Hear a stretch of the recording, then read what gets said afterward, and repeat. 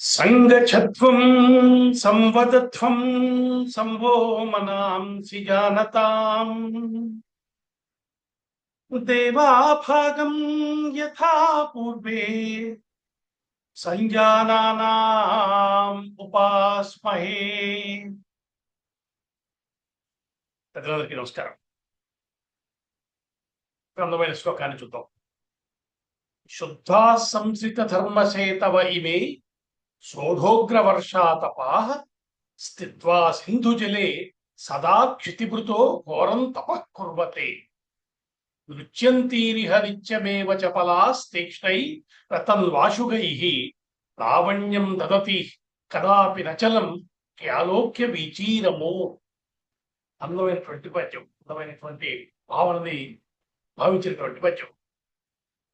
రామసేతు నిర్మాణం చేసే సమయంలో శిలలను తీసుకెళ్లి సముద్రంలో వేశారట. వేస్తే వాటికున్న సహజ లక్షణం కొద్దీ ఆ ఎంతో పడ్డా కూడా సముద్రంలో అవి చెడి చప్పుడు లేకుండా అలా కదలకుండా ఉన్నాయట.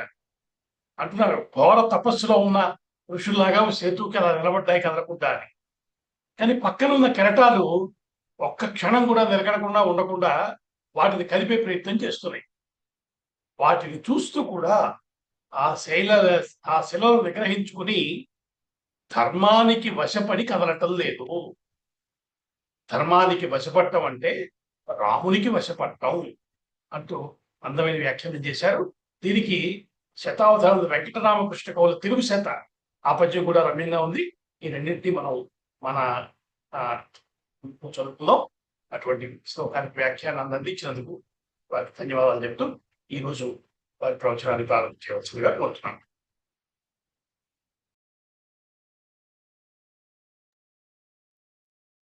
దూర్భిర్యుక్తా చతుర్భిః స్ఫటికమణిమయీం అక్షమాలాం దధానా హస్తేనైకేన పద్మం సితమపి చ సుఖం పుస్తకం చాపరేణ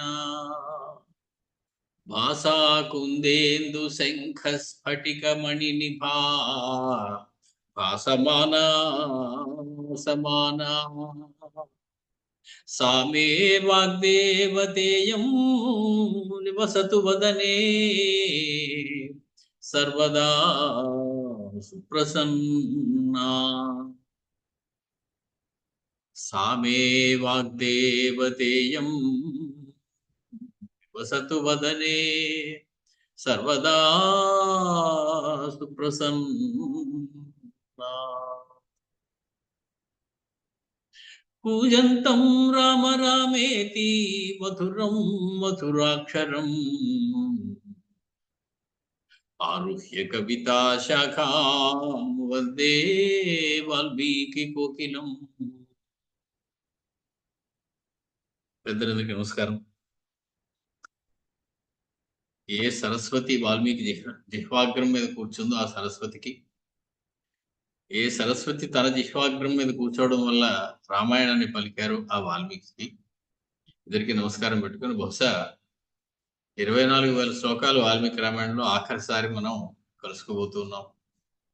ఒక పద్ధతిగా చెప్పుకునేటువంటి క్రమంలో ఉత్తరాఖండ 104వ సర్గలో సుమారు 15-16 శ్లోకాలు కిందసారి పూర్తి చేసుకున్నాం. ఈరోజు 2026 ఏప్రిల్ 21వ తేదీ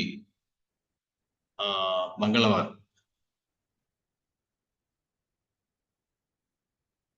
సందర్భం మనకి తెలుసు.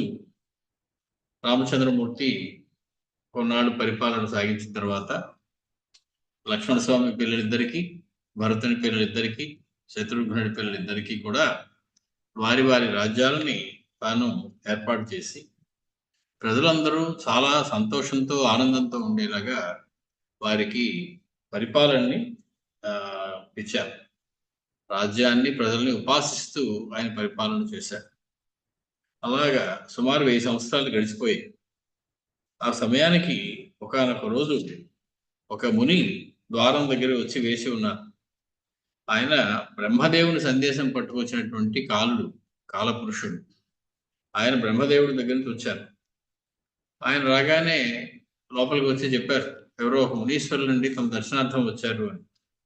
అన్నీ తెలిసినటువంటి రామచంద్రమూర్తి వెంటనే ప్రవేశపెట్టండి, ఆలస్యం ఎందుకు అని చెప్పి ఆయన ప్రవేశపెట్టగానే ఆయన చాలా సంతోషమయ్యా, నీతో నేను కొన్ని విషయాలు మాట్లాడడానికి వచ్చాను. కాకపోతే నేను మాట్లాడేటువంటి సమయంలో మన ఇద్దరి మాటల్ని ఎవరు కూడా ఆ చూడడానికి కానీ వినడానికి కానీ వీల్లేదు. ఒకవేళ ఎవరైనా అలా ప్రయత్నం చేసినట్లయితే, చూసినా విన్నా సరే, వాళ్ళని నేను సంహరిస్తాను అనేటువంటి ప్రతిజ్ఞ కనుక నువ్వు చేసినట్లయితే అప్పుడు నేను చెప్పవలసినటువంటి విషయాన్ని నీకు చెప్తాను అనేటువంటి ఒక ఆ షరతు ఒకదాన్ని విధించారు. రామచంద్రమూర్తి సరే, మీరు వచ్చినది విషయం ఏమిటో చెప్పండి. బ్రహ్మగారి పంపుగా వచ్చానని చెప్పారు. ఏమిటో సందేశం బ్రహ్మగారు నాకు ఇచ్చింది అని అనగానే ఆయన, నువ్వు ఆనాడు దేవతలకి చేసినటువంటి ప్రమాణం ఒకటి గుర్తున్నది కదా, దశవర్ష సహస్రాణి దశవర్ష శతాని చ కృత్వా వాసస్య నియమం స్వయమేవాత్మనా పురా. నీ అంతటి నువ్వే ఒక ప్రకటన చేసి చెప్పావు మా అందరికి, 11,000 సంవత్సరాలు నేను రాముడిగా, మానవుడిగా ఈ లోకంలో ఉండి ఈ ప్రజలని పరిపాలిస్తాను అని. కాబట్టి అది నీకు పూర్ణాయుర్దాయం అయింది.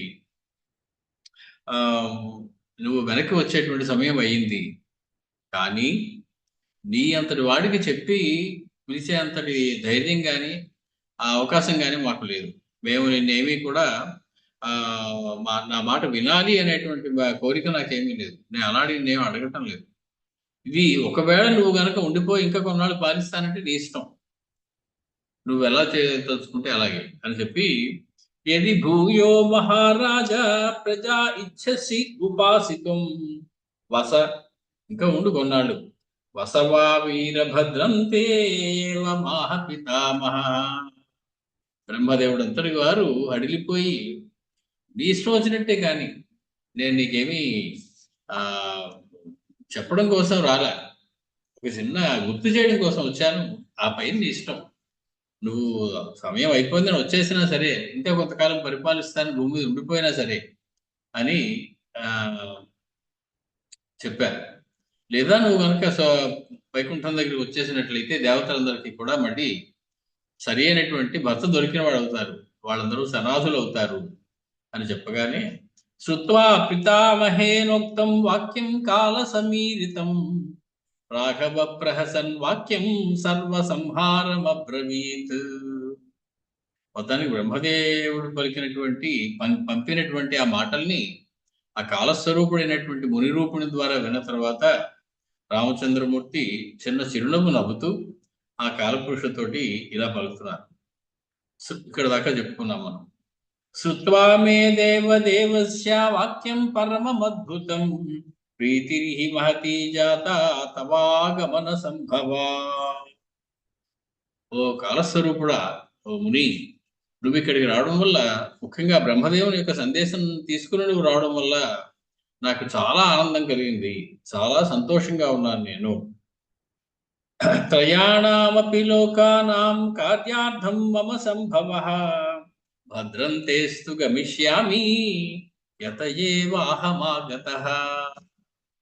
నేను ముల్లోకాలకి కూడా వాళ్ళ యొక్క కార్యం చేసి పెట్టడం కోసం, ముల్లోకాల్లోని భక్తుల యొక్క కోరిక తీర్చడం కోసం, ముల్లోకాల్లోని ప్రజలు పడుతున్నటువంటి బాధలు, రావణాసుడు పెడుతున్న బాధలు అవన్నీ తొలగించడం కోసం, ముల్లోకాలలోనూ నా కోసం వేచి ఉన్నటువంటి భక్తుల కోసం వారికి దర్శనం అనుగ్రహించాలనేటువంటి కోరికతోటి నేను మమ సంభవ, నా అవతారం అందుకు జరిగింది.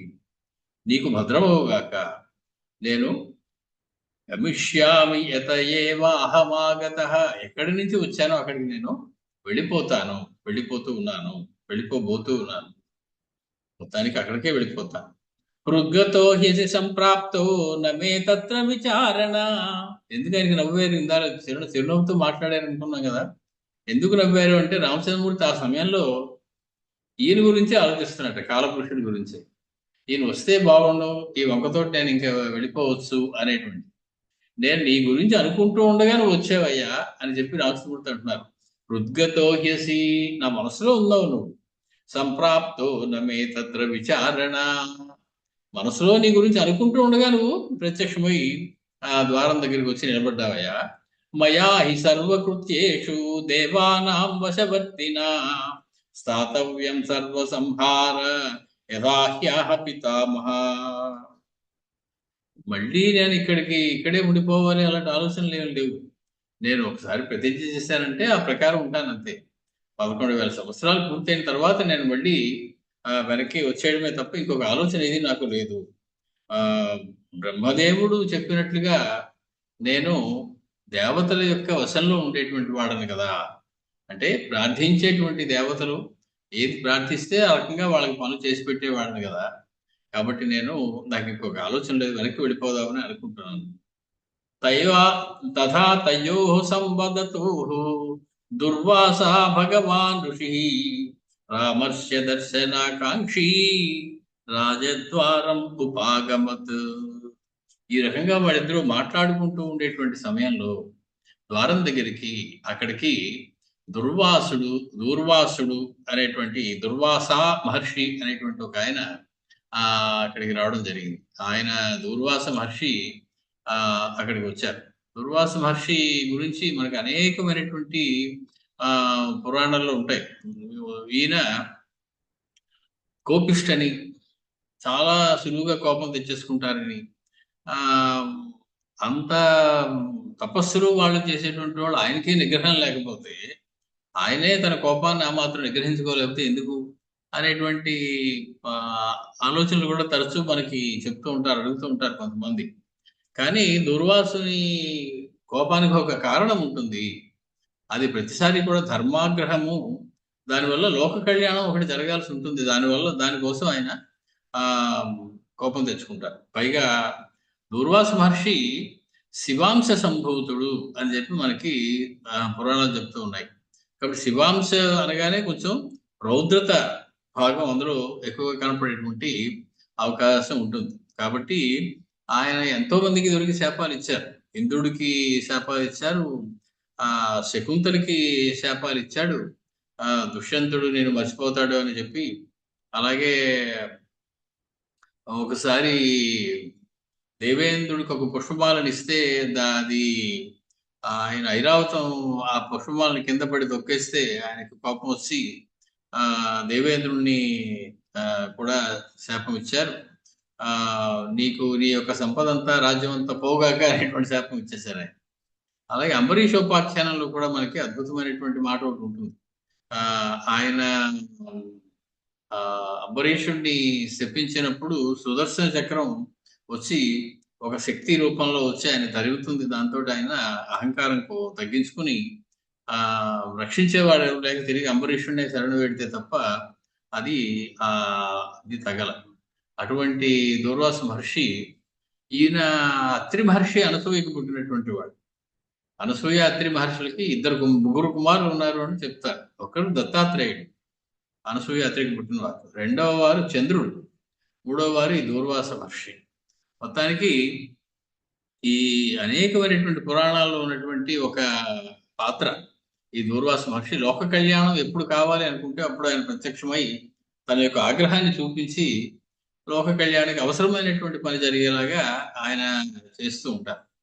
కాకపోతే కొందరు మంచిగా మాట్లాడి చేస్తూ ఉంటారు, కొందరు కోపంతో కేకలేసి పనులు సాధిస్తూ ఉంటారు. ఏదైనా పని కావాలి అన్నప్పుడు ఒక్కొక్కసారి కోపాన్ని చూపించక తప్పదు. అటువంటి దూర్వాస మహర్షి అక్కడికి వచ్చారు. దేనికి ఆయన వచ్చింది అంటే రామస్య దర్శనాకాంక్షి, రామ దర్శనం చెయ్యాలనేటువంటి కాంక్షతో వచ్చారు రాజద్వారం దగ్గరికి. సోభిగమ్యతు సౌమిత్రిం ఉవాచ ఋషి సత్తమః రామం దర్శయమే శీఘ్రం పురామే అర్థోతి వర్తతే. నాకు చాలా పనులు ఉన్నాయి, ఇది ఒకటే పని అనుకున్నావా? వెంటనే రాముల వారిని నేను చూడాలి, దారితీ అడ్డతి.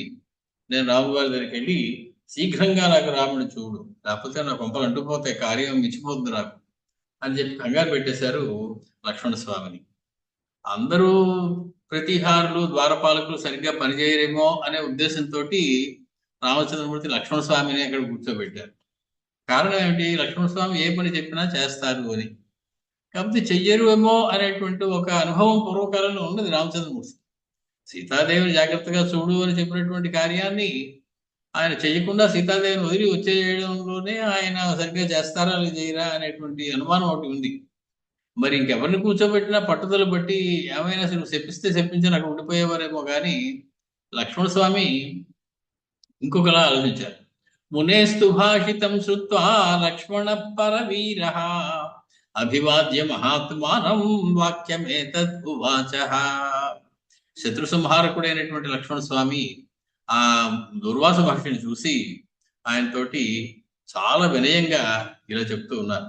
కిం కార్యం బ్రూహి భగవన్, మీరు వచ్చిన కార్యం ఏమిటో నాకు చెప్తారా? కోహ్యర్థ, మీకు కావాల్సింది ఏమిటో చెప్తారా? కింకరోమ్యహం, నేనేం మీకు సాయం చేయగలను చెప్తారా? మీ పని నేను చేసి పెడతాను, మీరు దేనికోసం వచ్చారో చెప్తే ఆ కార్యాన్ని నేను నెరవేరేలా చూస్తాను. వ్యగ్రో హి రాఘవో బ్రహ్మన్, రామచంద్రుడు వ్యగ్రముగా ఉన్నారు అంటే చాలా కార్య వ్యగ్రతతో ఉన్నారు, వేరే పనిలో ఉన్నారు, కార్యనిర్వహణలో ఉన్నారు. ముహూర్తం ప్రతిపాల్యతాం, ఒక ముహూర్త కాలం నిరీక్షించినట్లయితే మీరు రామచంద్రుడి దగ్గరికి నేను తీసుకువెడతాను. ప్రచ్ఛుత్వా మునిశార్దూల క్రోధేన కలుషీకృత ఉవాచ లక్ష్మణం వాక్యం నిర్దహన్నివ చక్షుషా.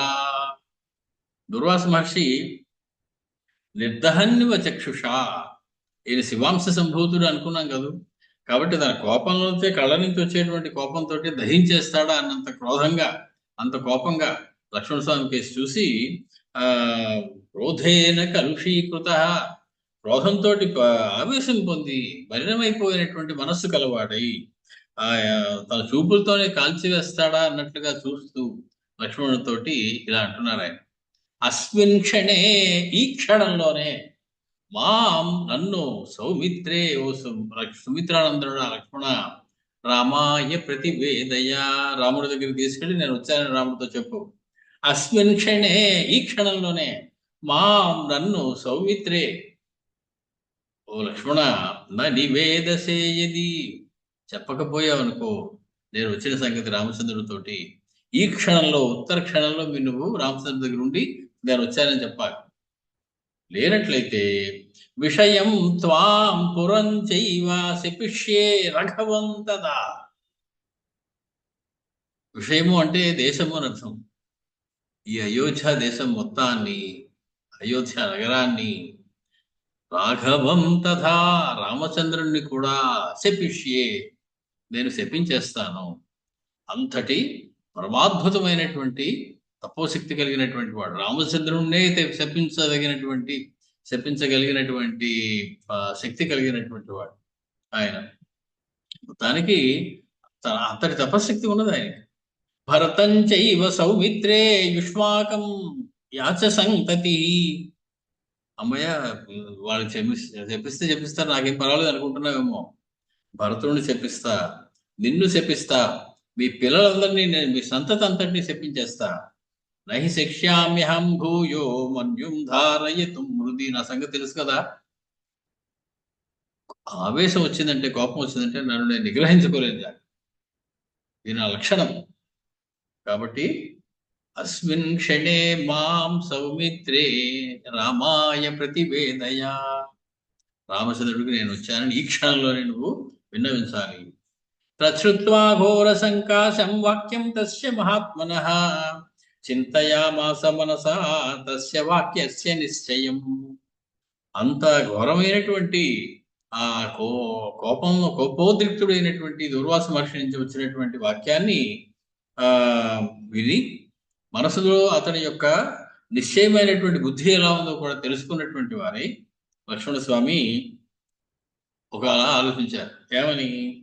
ఏకస్య మరణం మేస్తూ, నేను వెళితే రామచంద్రమూర్తి వధిస్తాడు నన్ను, ఎందుకంటే లోపలికి వచ్చినా చూసినా వధించాలి అనేటువంటి శపథం ఒకటి చేశారు, కాబట్టి వధిస్తారు. వధిస్తే ఏమవుతుంది?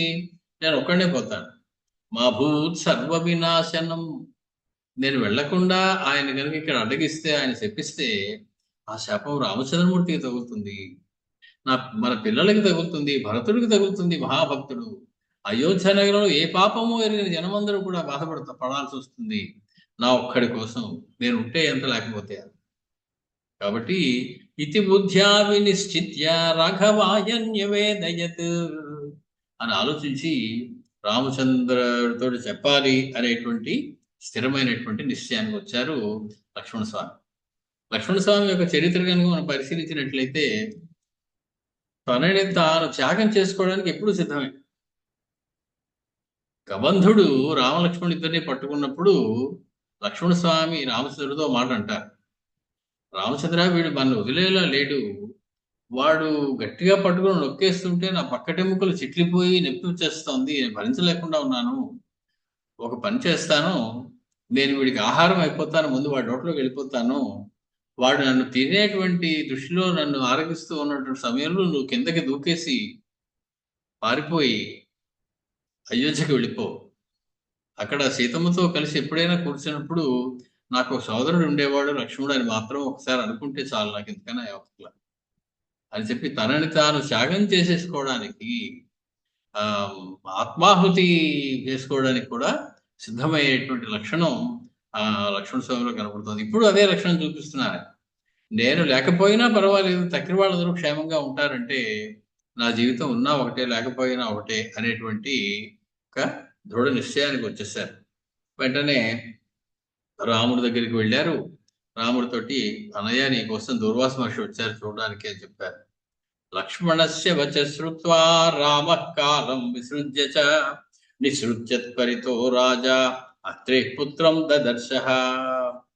రాజుడైనటువంటి రామచంద్రమూర్తి లక్ష్మణుడు కనపడగానే కగ్గు తిన్నారు ఆయన.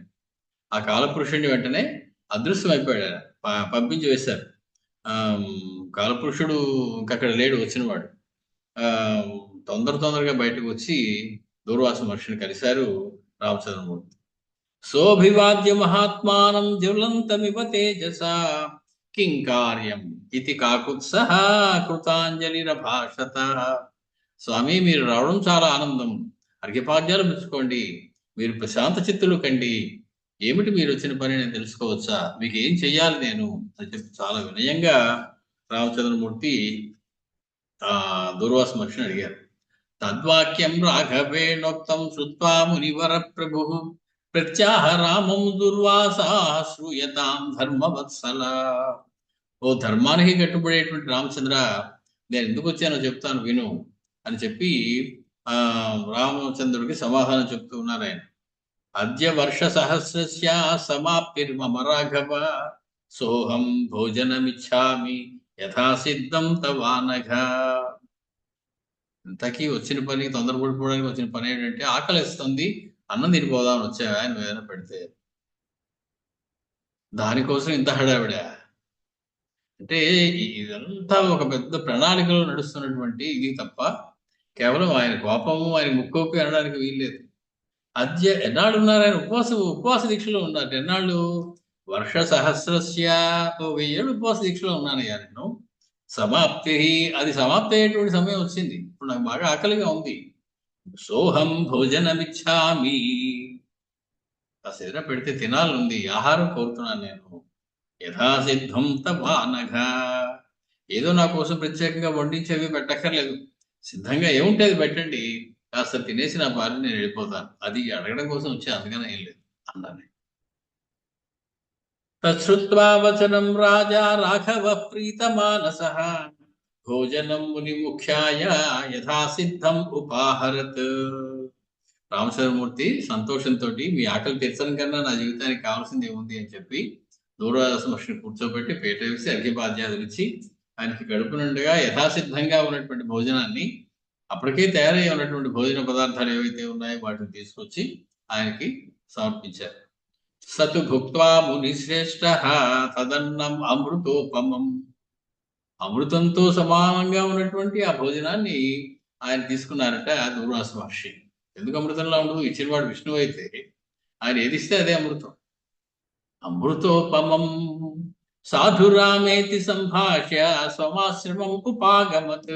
చాలా సంతోషం, చాలా బాగుంది, నీకు మేలు కలుగుగాక అని ఆశీర్వదించి తక్కపోయేన వచ్చినటువంటి దూర్వాస మహర్షి వడ్ల గింజలో బియ్యపు గింజ ఇంత చేసి, అంత కోపానికి కారణం ఏమిటి అంటే ఆకలి ఇస్తుంది, అన్నం పెడితే తినేసిపోతాను, అలా ఉంటుంది కథ. తస్మిన్ గతే మునివరే స్వాశ్రమం లక్ష్మణాగ్రజః సంస్మృత్య కాలవాక్యాని తతో దుఃఖం ఉపాగమత్. రామచంద్రమూర్తి ఆ దూర్వాస మహర్షి వెళ్ళిపోయిన తర్వాత ఆ ఒక్కసారి ఆ కాలపురుషుడు చెప్పినటువంటి మాటని గుర్తు తెచ్చుకుని వెంటనే దుఃఖంలోకి వెళ్ళిపోయారు. దుఃఖేన చ సుసంతప్తః స్మృత్వా తద్ఘోర దర్శనం అవాంముఖః దీనమనాః వ్యాహర్తుం న శశాకః. మిక్కిలి దుఃఖంతో పొర్లిపోయి వస్తున్నటువంటి ఆ దుఃఖంతో చాలా జరగబోయేటువంటి ఘోరాన్ని తెలుసుకున్నటువంటి రామచంద్రమూర్తి అవాంగ్ముఖుడై అంటే తల కిందకి తెచ్చుకుని దీనమనాహ దీనత్వం కలిగినటువంటి మనసుతో వ్యాహత్వం నశశాక ఏమి మాట్లాడలేకపోతూ ఉన్నారు. నిశ్శబ్దంగా అలాగా కళ్ళ నీళ్ళతోటి నేల చూపు చూస్తూ ఉండిపోయారు. తతో బుద్ధ్వా వినిశ్చిత్య కాలవాక్యాని రాఘవః నైతదస్తి నిశ్చిత్య తూష్ణీమాసీత్ మహాయశాః. మహాకీర్తిమంతుడైనటువంటి ఆ రామచంద్రుడు ఆ కాలపురుషుడు చెప్పిన మాటలు మాటిమాటికి గుర్తొస్తుంటే ఇంకా తప్పదు, అవతార సమాప్తి సమయం వచ్చింది, జరిగేది ఎలా జరగాలో అలాగే జరుగుతుంది, నేను ఉండను, నా సోదరులు ఎవరు ఉండరు, కాబట్టి మేమందరం కూడా ఇంకా అవతార సమాప్తి చేసేటువంటి పరిస్థితి వచ్చిందన్నమాట అనుకుని మాట్లాడకుండా అలాగే ఉన్నారు. అవాన్ముఖమధోదీనం దృష్ట్వా సోమమివాప్లుతం రాఘవం లక్ష్మణో వాక్యం పృష్టో మధురమబ్రవీత్. రాహు పట్టేసినటువంటి చంద్రుడు చంద్రగ్రహణం నాడు ఎలా అయితే తన వెలవెలపోతూ ఉంటాడో, వెన్నెల్ని కోల్పోతాడో, అలాగా రామచంద్రుని యొక్క ముఖం ఈ దీన మనస్సుతోటి దైన్యంతో కుసించుకుపోయి చిన్న ముఖం అయిపోయి కిందకి చూస్తూ ఉండడంతో లక్ష్మణస్వామి రామచంద్రుడితో సంతోషంగానే మధురంగా ఒక మాట చెప్తూ ఉన్నారు. నా సంతాపం మహాబాహో రామచంద్రుడా, ఏమిటయ్యా దుఃఖం, మదర్థం కర్తుమర్హసి, నా గురించి నువ్వు ఎటువంటి సంతాపాన్ని పొందవద్దు, ఎటువంటి దుఃఖాన్ని కూడా పొందడానికి వీల్లేదు. పూర్వ నిర్మాణబద్ధాహి కాలస్య గతిరిదృశి, కాలంలో ఏది ఎప్పుడు ఎలా జరగాలో అదంతా ముందే నిర్ణయించబడిపోయి ఉంటుంది. ఇవాళ జరుగుతున్నది, ఇవాళ జరిగేది మనం ఏదో అనుకుంటాం కానీ ఇవాళ ఇది ఇలా జరగాలని ఏనాడో ఎప్పుడో నిర్ణయించబడిపోయాడు, అది మనకు తెలియదు. కాబట్టి ముందే నిర్ణయించబడింది, ఇప్పుడు జరుగుతుంది అంతే, కొత్తగా ఇప్పటికిప్పుడు జరిగేదంటూ ఏమీ లేదు. కాబట్టి ఇది పూర్వ నిర్మాణబద్ధాహి కాలస్య గతిరిదృశి, కాలగతి ఎలా ఉంటుందంటే పూర్వమే అది ఎలా ఉండాలో నిర్మించబడిపోయి ఉంటుందయ్యా. జహిమాం సౌమ్య విశ్రబ్ధం ప్రతిజ్ఞాం పరిపాలయ, హీన ప్రతిజ్ఞా కాకుత్స ప్రయాంతి నరకం నరాహ. జహిమాం సౌమ్య, తల వచ్చి నిలబడ్డాడు లక్ష్మణస్వామి, చేతిలో కత్తి ఉన్నట్టు ఉండి, బహుశా అది కూడా రామచంద్రుడి చేతిలో పెట్టి ఉంటారు. జహిమాం, నన్ను సంహరించండి మహారాజా. విశ్రబ్ధం ప్రతిజ్ఞాం పరిపాలయ, నేను నిస్సందేహంగా నన్ను సంహరించండి, మీరు చేసినటువంటి ప్రతిజ్ఞను మీరు పాలించండి. మీకు తెలుసు కదా, ప్రతిజ్ఞ చేసి దాన్ని నిలబెట్టుకోలేని వాడు నరకాలకు పోతాడు అనేటువంటి విషయం. కాబట్టి మీకు అటువంటి గతి పట్టడానికి వీల్లేదు, నన్ను సంహరించండి. లక్ష్మణేన తథోక్తస్తు రామ ప్రచలితేంద్రియ మంత్రిణ సముపానీయ తథైవ చ పురోధసః అబ్రవీచ తదా వృత్తం తేషాం మధ్యే స రాఘవః దూర్వాసోభిగమం చైవ ప్రతిజ్ఞాం తాపతస్య చ. మొత్తానికి లక్ష్మణస్వామి ఆ రకంగా అనగానే కదిలిపోయారు రామచంద్రమూర్తి, ఆ దుఃఖంతో ఊగిపోతూ ఉన్నారు. వెంటనే మంత్రులందరినీ సమావేశపరిచారు, పురోహితులందరినీ సమావేశపరిచారు. వాళ్ళందరికీ కూడా జరిగిందంతా చెప్పారు. ఇలా ఒక ముని రావడం, ఆయనకి ఇలాంటి ఒక నిర్బంధంగా ఒక షరతు విధించడం, దానికి కట్టుబడి తాను మన ఇద్దరి మాటలు ఎవరు వింటారో వారిని, లేదా మన ఇద్దరిని ఎవరు చూస్తారో వారిని నేను సంహరించేస్తాను అని ప్రతిజ్ఞ చేయడం, అనుకోకుండా లక్ష్మణస్వామి గదిలోకి రావడం, ఇవన్నీ కూడా వాళ్ళకి చెప్పారు. దూర్వాస మహర్షి దగ్గర నుంచి ప్రతి వృత్తాంతం అంతా. తశ్రుత్వా మంత్రిణ సర్వే సోపాధ్యాయ సమాసతః వశిష్ఠస్తు మహాతేజాః వాక్యమేతదువాచః. మంత్రులు, ఉపాధ్యాయులు, పురోహితులు వాళ్ళందరూ మౌనంగా కూర్చునిపోయారు. గొప్ప తేజస్సుతో వెలిగిపోతున్నటువంటి వశిష్ఠ మహర్షి, కులగురువు, వాళ్ళందరికీ పెద్ద అయినటువంటి వశిష్ఠ మహర్షి ఆయన లేచి నిలబడి ఇలా చెప్తూ ఉన్నారు. దృష్టమే తన్మహాబాహో క్షయంతే రోమహర్షణం లక్ష్మణేన వియోగశ్చ తవ రామ మహాయశః. గొప్ప తపస్సు, గొప్ప కీర్తి కలిగినటువంటి ఓ రామచంద్ర, నీకు రాబోయేటువంటి భయంకరమైనటువంటి కష్టాన్ని గురించి, లక్ష్మణ స్వామితో నీకు కలగబోయేటువంటి వియోగాన్ని గురించి నాకు ఎప్పుడో తెలుసయ్యా. ఇలా జరుగుతుంది ఇదని నాకేనాడో తెలుసు. అహం వేద్మి మహాత్మానం రామం సత్య పరాక్రమం అని విశ్వామిత్రుడు చెప్పినట్లు, ఏచేమే తపసి స్థిత, తపస్సు చేస్తున్న వాళ్ళందరికీ తెలుసు రామ కథ ఎలాగ ముగియబోతున్నది అని, రామావతారం ఎలా రాబోతున్నదని. అవతారం ఇలా వస్తుందని తెలిసే ఆయన అంత వేదాంగవేత్త అయినప్పటికీ కూడా వశిష్ఠుడు పౌరోహిత్యానికి ఒప్పుకుని వాళ్ళ ఇంట్లో పురోహితుడిగా ఉండిపోయాడు. పౌరోహిత్యం అనేది చాలా గొప్ప వృత్తి అని ఏనాడు మనకి చెప్పలేదు. పౌరోహిత్యాన్ని కొంచెం తక్కువ స్థాయి వృత్తి కిందే చూశారు. సో వేదాంగములు చదువుకున్నవాడు పౌరోహిత్యాలు అవి చేయడు. కానీ నేను పౌరోహిత్యం ఎందుకు చేస్తున్నాను కొన్ని యుగాల నుంచి మీ వంశంలో అంటే, ఎప్పటికైనా అందులో రాముడు పుడతాడని నాకు తెలుసు. ఆయన దర్శించుకోవాలి, ఆయన సేవించుకోవాలనే ఉద్దేశంతో నేను పౌరోహిత్యాన్ని కూడా అంగీకరించి నేను ఇక్కడ ఉండిపోయాను. కాబట్టి నాకు జరిగింది, జరుగుతున్నది, జరగబోయేది అన్నీ తెలుస్తాయి. కాబట్టి రామచంద్ర, నీకు ఇంత కష్టం వస్తుందని, లక్ష్మణస్వామి నీకు దూరం కాబోతున్నాడనే విషయాలు నాకు బాగానే తెలుసు. నేను నా యొక్క తపస్సుతో నాకు ముందే గమనించాను. చజైనం బలవాన్ కాలో మా ప్రతిజ్ఞా వృథా కృథాః ప్రతిజ్ఞాయాం హి నష్టాయాం ధర్మో హి విలయం వ్రజేత్. వేరే మార్గం లేదు. నువ్వు లక్ష్మణస్వామి మీద మోహాన్ని విడిచిపెట్టాలి, లక్ష్మణస్వామిని కూడా విడిచిపెట్టాలి. కాలం చాలా బలవత్తరమైంది. నువ్వు చేసినటువంటి ప్రతిజ్ఞ వృధా పోవడానికి వీల్లేదు. సత్య ప్రతిజ్ఞుడు అవ్వాలని మీ నాన్నగారి కోసం నువ్వు అడవులకు వెళ్ళావు, ఎన్నెన్నో కష్టాలు పడ్డావు. మరి నీ దగ్గరకు వచ్చినప్పుడు నువ్వు మాత్రం సత్యప్రతిజ్ఞుడిగా ఉండాలి కదా. నువ్వు మాత్రం సత్యప్రతిజ్ఞుడు కాకపోతే ఎలాగా? కాబట్టి నీ ప్రతిజ్ఞను కనుక నువ్వు భంగం చేసుకున్నట్లయితే ధర్మం అంతా పోతుందయ్యా. తతో ధర్మే వినష్టేతు త్రైలోక్యం సచరాచరం సదేవర్షిగణం సర్వం వినశ్యత్తున సంశయః. ధర్మం పోతే ఇంకేముంది? ముల్లోకాల్లో అనేటువంటి సమస్త దేవతలు, మానవులు అందరూ కూడా అనేకమైనటువంటి కష్టాలు, ఇబ్బందులు పాల్పడతారు. సత్వం పురుష శార్దూల త్రైలోక్యస్యాభిపాలనాత్ లక్ష్మణేన వినాచాద్య జగత్ స్వస్థం కురుష్వ. కాబట్టి పురుష శ్రేష్ఠుడైనటువంటి రామచంద్ర, నువ్వేం చేస్తావంటే లక్ష్మణ స్వామికి దేశ బహిష్కరణ విధించు, ఆయన్ని దూరం చెయ్యి. విడిచిపెట్టడానికి సంహరించడానికి పెద్ద తేడా లేదయ్యా శాస్త్రంలో. కాబట్టి లక్ష్మణ స్వామిని ఈ ప్రాంతంలో ఉండకుండా దూరంగా పంపించి వేసినట్లయితే అతన్ని సంహరించిన దాంతో సమానం. అది మరణశిక్షతో సమానం. నిజంగా లక్ష్మణ స్వామికి రామచంద్రుడి నుంచి దూరం అవడం అంటే మరణశిక్షే.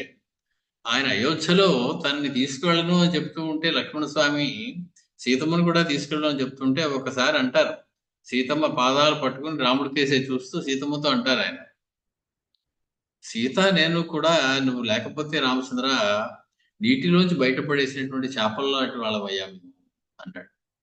అంటే అర్థం, నీ దర్శనం లేకపోతే, నీ యొక్క సంపర్కం లేకపోతే, నీ యొక్క ఆ దర్శనం లేకపోతే నేను ఉండను, సీతాదేవి ఉండదు, మేమిద్దరం కూడా బ్రతకలేము అనేటువంటి మాట. ఇప్పుడు నిన్ను చూడకుండా ఉండేలాగా దూరంగా పంపించేస్తే ఏమైంది? ఆయనకి మరణశిక్ష విధించినట్లే అయింది. ఎందుకంటే ఆయన బతకలేరు ఎలాగో రాముడు లేకుండా.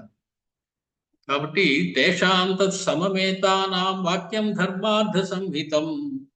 ధర్మముతో పరిపూర్ణంగా ఒప్పుకున్నటువంటి మాట ఏమిటి అంటే తత్సమం.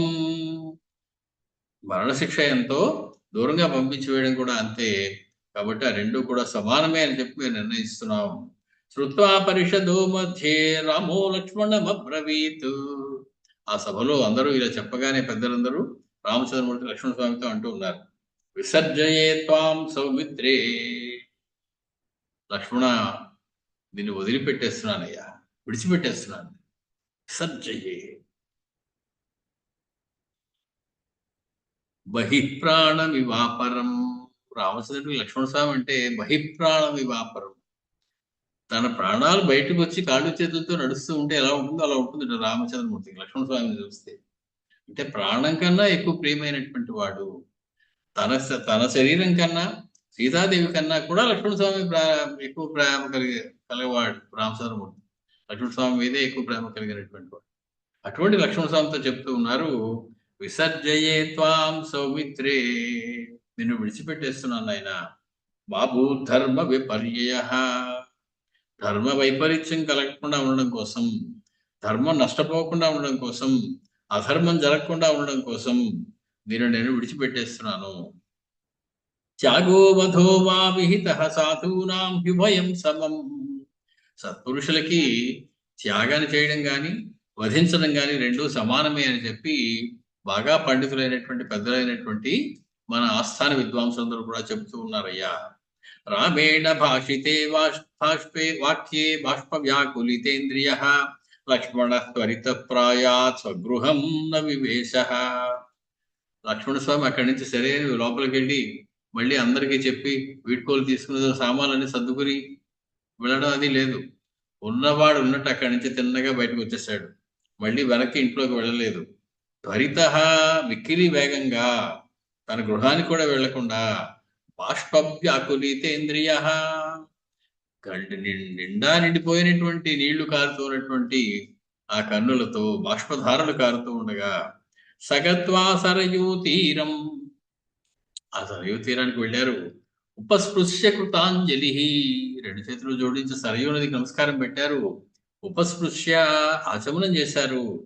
నిగృహ్య సర్వశ్రోతాంసి నిశ్వాసం నిశ్వాసం నముమోచ, మొత్తానికి అన్ని శరీర ద్వారాలని కూడా ఆయన నిగ్రహించారు. యోగ మార్గంలోకి వెళ్ళిపోయారు. ఊపిరి బాగా లోపలికి పీల్చుకుని ఇంకా మళ్ళీ దాన్ని బంధనం చేసేసారు. మళ్ళీ ఊపిరిని బయటికి విడిచిపెట్టకుండా ఉన్నారు. ఆ నిశ్వసంతం యుక్తం తం సశక్రా సాప్సరో గణాః దేవాః సర్షిగణాః సర్వే పుష్పైః అభ్యకిరంస్తదా. పైనుంచి సమస్త దేవతలు గుమికూడిపోయారు. ఆకాశం అంతా వెలుగులతో నిండిపోయింది. దేవత అనేటువంటి పదానికి దివ్, ప్రకాశం అనేటువంటి అర్థం నుంచి వచ్చింది దేవత అనే పదం. ప్రకాశ స్వరూపులు, ప్రకాశమైనటువంటి దేహములు కలవారు. కాబట్టి దేవతలందరూ అక్కడికి నిండిపోగానే దేవర్షులు, ఋషులు వీళ్ళందరూ కూడా అక్కడికి వచ్చేసారు. పైనుంచి పుష్పవర్షం కురుస్తూ ఉన్నది లక్ష్మణస్వామి మీద. అదృశ్యం సర్వమనుజైః సశరీరం మహాబలం ప్రగృహ్య లక్ష్మణం శక్రః త్రిదివం సంవివేశః. మహాబలశాలి అయినటువంటి లక్ష్మణస్వామి అక్కడ అదృశ్యం అయిపోయారు. ఆయన్ని ఎవరికి కనపడకుండా ఉండేటువంటి బయట వాళ్ళు ఎవరు చూడలేకపోతున్నారు. ఆయన రూపం అక్కడ అదృశ్యం అయిపోయింది. కానీ ఆ శరీరంతో సశరీరంగానే చేయి పట్టుకుని ఇంద్రుడు స్వర్గంలోకి తీసుకుని వెళ్ళాడు. తతో విష్ణోశ్చతుర్భాగం ఆగతం సురసత్తమాహ. ఇప్పటికి 4వ వంతు వచ్చేసింది అమ్మయ్య అనుకున్నారట దేవతలందరూ. కృత్వా ఆత్మానం చతుర్విధం అంటారు. తనని తాను 4గా విభజించుకుని దిగారంటే రామచంద్రమూర్తి, రామ లక్ష్మణ భరత శత్రుఘ్నులుగా. కాబట్టి లక్ష్మణుడు వచ్చారంటే అమ్మయ్య ఒక 4వ వంతు వచ్చింది ఇప్పటికి అని చెప్పి చాలా ఆనందపడిపోతూ ఉన్నారు అసలు దేవతలందరూ. దృష్ట్వా ప్రముదితా సర్వే పూజయంతి స్మ రాఘవం. వాళ్ళందరూ కూడా మిక్కిలి ఆనందంతో లక్ష్మణ స్వామికి సరి అయినటువంటి మర్యాదలు గౌరవాలు చేసి పూజ చేస్తూ ఉన్నారు. విసృజ్య లక్ష్మణం రామో దుఃఖ శోక సమన్వితః పురోధ సంమంత్రిణశ్చ నైగమాంశ్చేదమబ్రవీత్. ఎప్పుడైతే లక్ష్మణ స్వామి దూరం అయ్యారో, రామచంద్రమూర్తి తన జీవితంలో లక్ష్మణ స్వామి దగ్గర లేకుండా ఏనాడు లేరు. సీతాదేవి ఇంకా కొన్నాళ్ళు లేకపోయినా దూరంగా ఉన్నారేమో కానీ ఎప్పుడూ లక్ష్మణస్వామి నిత్యం అంటిపెట్టుకునే ఉన్నారు. కాబట్టి ఎప్పుడైతే ఆయన దూరం అయిపోయారో దుఃఖ శోక సమన్వితుడైనటువంటి రామచంద్రమూర్తి పురోహితుల్ని, మంత్రుల్ని అందరినీ కూర్చోబెట్టి వాళ్ళతో ఇలా చెప్తూ ఉన్నారు. అద్య రాజ్యే అభిషేక్ష్యామి భరతం ధర్మవత్సలం అయోధ్యాయా పతిం వీరం తతో యాస్యామ్యహం వనం. ఈ రోజు నేను భరతుడిని అయోధ్యకి పట్టాభిషేకం చేసి నేను వనాలలోకి వెళ్ళిపోతాను, నేను తాపస వృత్తిలోకి వెళ్ళిపోతాను. అది ఇక్ష్వాకులందరికీ అలవాటు. ఆ దేహేనాంతే తనుత్యజాం, వాళ్ళకి వార్ధకే ముని వృత్తినా, వార్ధక్యంలో ముని రూపంలో ముని వృత్తిగా చేసుకోవడం అలవాటు వాళ్ళకి.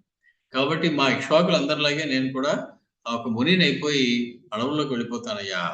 ప్రవేశయత సంభారాన్ మా భూత్ కాలస్య పర్యయః అద్యైవాహం గమిష్యామి లక్ష్మణేన గతాంగతిం. నేను ఇప్పుడే వెళ్ళిపోవాలి, లక్ష్మణ స్వామి లేని నేను ఒక క్షణం కూడా ఈ భూమి మీద ఉండలేను. కాబట్టి సరైనటువంటి ఏర్పాట్లన్నీ చేయించండి, పట్టాభిషేకానికి జరిగినటువంటి సంభారాలు సిద్ధం చేయండి, భరతుడిని పట్టాభిషేకం చేసి నేను ఇప్పుడే వెళ్ళిపోతాను. తచ్చుత్వా రాఘవేణోక్తం సర్వా ప్రకృతయో భృశం మూర్ధ విప్రణతా భూమౌ గత సత్వా ఇవాభవన్.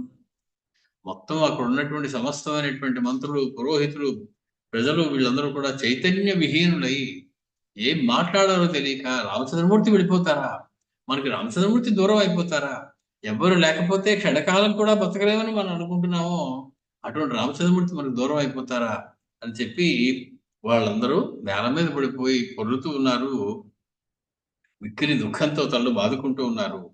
భరతశ్చ విసంజ్ఞోభూత్ శ్రుత్వా రాఘవ భాషితం. భరతుడు అయితే మూర్ఛపోయాట రామచంద్రుడి ఆ మాట వినగానే. రామచంద్రుడు వెళ్ళిపోవడం ఏమిటి అని ఆయన మూర్ఛపోయి మళ్ళీ తేరుకున్నాడు. రాజ్యం విగర్హయామాస వచనం ఛేదమబ్రవీ. రెండు చేతులు జోడించి రామచంద్రుడి పాదాలు పట్టుకుని భరతుడు చెప్తూ ఉన్నారు, అన్నయ్య నేను నీకు ఇంతేనా అర్థమైంది, ఇదివరకు నువ్వు రాజ్యం నీకు ఇస్తాను తీసుకో అంటే నేను తృణప్రాయంగా వదిలిపెట్టేశానే, ఆ రాజ్యాన్ని ఇప్పుడు మళ్ళీ నాకు ఇస్తాను అని చెప్పి మళ్ళీ ఇంకొక పరీక్ష పెడుతున్నావా రామచంద్ర నాకు. కాబట్టి నేను ఈ రాజ్యం కోసమా నీ చుట్టూ తిరిగింది, ఈ రాజ్యం తీసుకుందాం ఎప్పటికైనా అనే ఉద్దేశంతో నీ పక్కన ఉండాలనుకుంటున్నావా నేను. కాబట్టి నేను ఈ రాజ్యం మీద నాకు ఎటువంటి ఆశ లేదు, నాకు పట్టాభిషేకం చేస్తానంటాడు. సత్యేనాహం చెప్పే రాజన్, సత్యం మీద ఒట్టు పెట్టి చెబుతున్నాను. స్వర్గభోగేన చైవహి నకామయే యథా రాజ్యం త్వం వినా రఘునందన. నువ్వు ఉన్నావు కాబట్టి నేనేదో రాజ్యంలో ఉన్నాను, కానీ నువ్వు లేకపోతే నేను అసలు అయోధ్యలోనే ఉండేవాడిని కాదు. ఏ నందిగ్రామంలోనో మరో చోట తల్లాచుకొని బతికేసేవాడి జీవితం అంతా. నువ్వు లేనటువంటి రాజ్యం నాకు అక్కర్లేదు, కాబట్టి నువ్వు లేకుండా ఈ రాజ్యం నాకు అప్పచెప్పేసి వెళ్తా అంటే నేను ఒప్పుకునేది లేదు. ఇమౌ కుశీలవౌ రాజన్ అభిషిచ్య నరాధిప కోసలేషు కుశం వీరం ఉత్తరేషు తథాలవం. మొత్తానికి వీరుడైనటువంటి లవకుశులు ఇద్దరు ఉన్నారయ్యా, నీ కుమారులు. వాడిద్దరిని, ఈ లవుడిని ఉత్తర కోసల దేశానికి, కుశుడిని దక్షిణ కోసల దేశానికి, ఇద్దరికి 2 రాజ్యాలు ఇచ్చి వాళ్ళకి నువ్వు పట్టాభిషేకం కట్టి వెళ్ళాలి సుమా. శత్రుఘ్నశ్చ గచ్చంతు దూతాస్వరిత విక్రమాః ఇదంగమనమస్మాకం శీఘ్రమాఖ్యాంతు మాచిరం. శత్రుఘ్నుడు ఆ లవణాసురుణ్ణి సంహరించిన తర్వాత తన పుత్రులిద్దరినీ క్షేమంగా ఉంచడం కోసం మళ్ళీ ఒకసారి వాళ్ళ దగ్గరికి వెళ్ళాడు. అక్కడ లేడు అయోధ్యలో. కాబట్టి శీఘ్రంగా ప్రయాణించేటువంటి దూతలు వెళ్ళి శత్రుఘ్నుడు కూడా వెంటనే తీసుకుని రండి, మన యొక్క ఈ గమనం గురించి, వెళ్ళడం గురించి శత్రుఘ్నుడితో చెప్పాలి. తచ్చుత్వా భరతేనోక్తం దృష్ట్వా చాపి హ్యదో ముఖాన్ పౌరాన్ దుఃఖేన సంతప్తాన్ వశిష్ఠో వాక్యమబ్రవీత్. వశిష్ఠుడు భరతుడి మాటలు విన్నారు. ఆ ప్రజలందరూ కూడా దుఃఖపీడితులై తలల కిందకి దించుకొని అందరి కళ్ళల్లో కన్నీరు కారుతూ ఉండగా నేల చూపులు చూస్తూ బిక్కుబిక్కుమంటూ ఉన్నారు. అలా ఉన్నటువంటి పౌరులందరినీ చూసి పురోహితుడైనటువంటి కులగురువు అయినటువంటి వశిష్ఠ మహర్షి ఇలా పలుకుతూ ఉన్నారు. వత్స రామ ఇమాః పశ్య ధరణీం ప్రకృతిర్గతాః జ్ఞాత్వైషామిప్సితం కార్యం మాతైషాం విప్రియం కృథా. నాయనా రామచంద్ర, ఒక్కసారి ఇటుపక్క తిరిగి ఈ కింద పడి దొల్లుతూ రోదిస్తూ ఆహాకారాలు చేస్తున్నటువంటి జనం కేసు ఒక్కసారి చూడవయ్యా. వాళ్ళకి ఏది ఇష్టమో కనుక్కుని వాళ్ళకి ఇష్టం ఏదో అది చెయ్యవయ్యా, వాళ్ళకి అనిష్టమైందని నువ్వు చెయ్యొద్దయ్యా. ప్రజలందరూ ఏమంటారో కూడా కనుక్కోవయ్యా. ఆనాడు నీకు రాజ్యం ఇచ్చేటప్పుడు దశరథ మహారాజు అందరినీ పిలిచి అడిగాడే, ఏం చేయమంటారు, మా అబ్బాయికి రాజ్యం ఇద్దాం అనుకుంటున్నాను. అలాగే నువ్వు కూడా అడగాలి, నేను ఇంక అవతార సమాప్తి చేసేద్దాం అనుకుంటున్నాను, ఏం చేయమంటారని జనాన్ని అడగాలి. వాళ్ళు చెప్పినట్టుగా నడుచుకోవడం నీ ధర్మం. ప్రజలను ఉపాసించడం అంటే, పాలించడం అంటే అది. వాళ్ళకి ఏది ఇష్టమో కనుక్కుని ఆ రకంగా చేయాలయ్యా. వశిష్ఠస్య తు వాక్యేన ఉత్థాప్య ప్రకృతి జనం కిం కరోమితి కాకుత్సహ సర్వాన్ వచనమబ్రవీత్. ఈ మాట వశిష్ఠుడి నుంచి లోపలికి రాగానే చిరునవ్వుతో అందరూ లేచిపోతున్నారు. రామచంద్రమూర్తి ఏం చెప్తారు విందామని. వాళ్ళని చూసి రామచంద్రమూర్తి ఇలా అంటూ ఉన్నారు. తతః సర్వా ప్రకృతయో రామం వచనమబ్రవీత్. రామచంద్రుడితోటి వాళ్ళందరూ ఇలా చెప్తూ ఉన్నారు. సమస్తమైనటువంటి మంత్రులు, పురోహితులు, అక్కడ వచ్చినటువంటి సమస్త అయోధ్య జనం అందరూ కూడా ఇలా చెప్తూ ఉన్నారు. గచ్చస్తమనుగచ్చాము ఎత్ర రామగమిష్యసి. రామచంద్ర, నువ్వు ఎక్కడికి వెళ్తావో మాకు తెలియదు, అనవసరం మాకు. నువ్వు ఎక్కడికి వెళితే అక్కడికి నీతో పాటు మేము వచ్చేస్తాం. మాకు ఇంకొక మార్గం లేదు. నువ్వు లేని మేము ఆ దశ బ్రతకలేము, ఉండలేము అయోధ్యలో. కాబట్టి నువ్వు ఎక్కడికి వెళ్తున్నావో మాకు చెప్పక్కర్లా. నువ్వు వెళ్ళు, నీ వెనకాల నువ్వు ఎక్కడికి వెళ్తే అక్కడికి వచ్చేస్తావు. ఎక్కడికి ఎందుకు వెళ్తున్నావు అని అడగం. కాబట్టి నీ వెనకాలే మేము ఉంటాము. పౌరేషు యది తే ప్రీతి యది స్నేహో జనుత్తమః సపుత్రదారా కాకుత్స సమం గచ్చామ సత్పథం. నీకు పౌరులంటే ఎంత ప్రేమ మాకు తెలుసు. ప్రజల్ని నువ్వు కుమారుల్లా చూసుకునేవాడివి అని విన్నాం. వాళ్ళకి దుఃఖం వస్తే నువ్వు వాళ్ళకన్నా ఎక్కువ దుఃఖపడిపోయేవాడివి. వాళ్ళ ఇంట్లో మంచి ఉత్సవం పండగ జరిగితే, శుభకార్యమో జరిగితే వాళ్ళకన్నా ఎక్కువ ఆనందపడిపోయేవాడివి నువ్వు. కాబట్టి నీకు వాళ్ళ మీద ప్రజల ప్రేమ ఎంతుందో మాకు తెలుసు. కాబట్టి నిజంగా నీకు వాళ్ళ మీద అత్యధికమైనటువంటి ప్రేమ, స్నేహం ఉన్నట్లయితే మా మాటకు అడ్డు చెప్పవద్దు. భార్యాపుత్రులతో కలిసి మేమందరం కూడా నీ వెనకాలే వస్తున్నాం. తపోవనం వా దుర్గం వా. నువ్వు వనానికి వెళ్తావా, మేము వనానికి వస్తాం. దుర్గం వా, నువ్వు ఏదైనా ఎవరు ఎక్కడానికి వీలు దుర్గమమైనటువంటి ప్రదేశం, పర్వతం మీదకి వెళ్ళిపోదాం అనుకుంటున్నావా, అక్కడికి మేము వస్తాం. నదీ మంభో నిధిం తథా. నదిలోకి వెళ్తావా, నీ వెనకాల నదిలో వస్తాం. సముద్రంలోకి వెళ్తావా, నీ వెనకాల సముద్రంలోకి వస్తాం. వయం తే యది నత్యాద్యాః సర్వాన్నో నయ ఈశ్వర. నువ్వు నీకంటే వేరు చేయదగిన వాళ్ళము కాదు అనేటువంటి భావన నీకు ఉన్నట్లయితే, మేము వేరు నువ్వు వేరు అనేటువంటి భావన కనుక నీకు లేకపోయినట్లయితే, నువ్వు మమ్మల్ని అందరినీ తీసుకుని వెళ్ళవలసిందే. కాబట్టి మేము నీతోనే వస్తాము. ఏషాన పరమా ప్రీతి ఏషన పరమో వరః ఉద్గతాన సదా ప్రీతి తవానుగమనే నృప. మేమందరం ఒట్టుపెట్టి చెబుతూ ఉన్నాం, మాకు జీవితంలో అత్యంత సంతోషకరమైనది ఏమిటి అంటే నీతో కలిసి ఉండడం. నీతో కలిసి నువ్వు రాణిస్తే అది మాకు అంతకన్నా గొప్ప వరం ఇంకోటి లేదు. నేను అనుసరించి వెళ్ళడమే మాకు పరమానందమయ్యా. పౌరాణాం దృఢ భక్తించ బాఢమిచ్చేవ సౌబ్రవీ స్వకృతాంతం చాన్వవేక్ష తస్మిన్నహని రాఘవ. ఆశ్చర్యపోయారు రామచంద్రమూర్తి. వీళ్ళందరికీ నా మీద అంతటి భక్తి ఉన్నదా? పౌరులకి రాజు మీద అంతటి భక్తి ఉంటుందా? వెంటనే తన యొక్క నిర్ణయం అప్పటికే చేసేసుకున్నారు ఆయన వెళ్ళిపోవడానికి. కాబట్టి మీరు అన్నట్లే చేద్దాం, అయితే నా వెనకాల మీరు వద్దురు గాని. కోసలేషు కుశం వీరం ఉత్తరేషు తథా లవం అభిషిచ్య మహాత్మానౌ ఉభౌ రామ కుశీలవౌ. వెంటనే వశిష్ఠ మహర్షి చెప్పినట్లు, భరతుడు చెప్పినట్లు ఉత్తర కోసలానికి లవుణ్ణి, దక్షిణ కోసలానికి కుశుణ్ణి పట్టాభిషేకం చేసేసారు రామచంద్రమూర్తి అక్కడికక్కడ. అభిషిక్తౌ సుతావంకే ప్రతిష్టాప్య పురే తతః పరిష్వజ్య మహాబాహు మూర్ఛుపాఘ్రాయ చాసకృత్. పిల్లలిద్దరిని ఒక్కసారి దగ్గరికి తీసుకున్నారు, తన తొడ మీద కూర్చోబెట్టుకున్నారు. వాళ్ళిద్దరికీ అక్షతలు వేసి ఆశీర్వదించారు. గట్టిగా గాఢంగా ఆలింగనం చేసుకున్నారు. వాళ్ళ శిరస్సులని ముద్దు పెట్టుకున్నారు, వాసన చూశారు. తర్వాత ప్రధానాంతు సహస్రాణి నాగానామయుతాని చ దశచాస్తు సహస్రాణి ఏకైకస్య ధనం దదౌ. వాళ్ళ రాజ్యం చక్కగా పాలించడం కోసం, శత్రుబాధ లేకుండా పాలించడం కోసం ఒక్కొక్కరికి కూడా అనేక వేల రథాలు, అనేక వేల ఏనుగులు, అనేక వేల అశ్వములు కూడా వాళ్ళకి బోలెడంత ధనం వారికి ఇచ్చి వారి వారి రాజ్యాల్లో వాళ్ళని ప్రతిష్ఠ పడేలా చూశారు. బహురత్నౌ బహుధనౌ హృష్టపుష్ట జనార్చితౌ స్వేపురే ప్రేషయామాస భ్రాతరౌ తే కుశీలవౌ. వెంటనే వాళ్ళిద్దరిని ఎక్కడి నుంచి పంపించేశారు రామచంద్రమూర్తి. వాళ్ళ దేశాలకి మీరు బయలుదేరి వెళ్ళాలి అని చెప్పి వాళ్ళిద్దరు కూడా వెళ్ళిపోయారు. ఒకరు ఉత్తర కోసలానికి, ఒకరు దక్షిణ కోసలానికి. అభిషిచ్య తతో వీరో ప్రస్థాస్య స్వపురే తదా దూతాన్ సంప్రేషయామాస శత్రుఘ్నాయ మహాత్మనే. ఈ లోపుని శత్రుఘ్నుడి కోసం వెళ్ళినటువంటి దూతలు శత్రుఘ్నుడి దగ్గరికి వెళ్ళారు. తే దూతాః రామవాక్యేన చోదితా లఘు విక్రమాః ప్రజగ్ముహు మధురాం శీఘ్రం చక్రుః ఆసం చాధ్వని. మొత్తానికి ఒక క్షణం కూడా విశ్రాంతి లేకుండా మిక్కిలి వేగంగా ప్రయాణించేటువంటి దూతలు మధురా పట్టణం అనేది ఏదైతే ఉందో లవణాసురుడు యొక్క పురం, దాన్ని సంహరించి అక్కడ శత్రుఘ్నుడు తన కుమారుని అక్కడ రాజును చేశారు. కాబట్టి ఆ మధురుని పట్టణం దగ్గరికి వెళ్ళారు. వాళ్ళు శత్రుఘ్నుడితో చెప్పి తతస్త్రిభిరహోరాత్రైః సంప్రాప్య మధురామథ శత్రుఘ్నాయ యథాతత్వం ఆచక్యుః సర్వమేవ తత్. ఒక 3 పగళ్ళు 3 రాత్రులు ప్రయాణం చేసి మధుర దగ్గరికి వెళ్ళి యథాతథంగా ఇక్కడ జరిగిన విషయం అంతటినీ శత్రుఘ్నుడికి వివరించారు ఆ దూతలు. లక్ష్మణస్య పరిత్యాగం, లక్ష్మణ స్వామిని మీ అన్నగారు వదిలిపెట్టేశారయ్యా అనేటువంటి మాట చెప్పారు.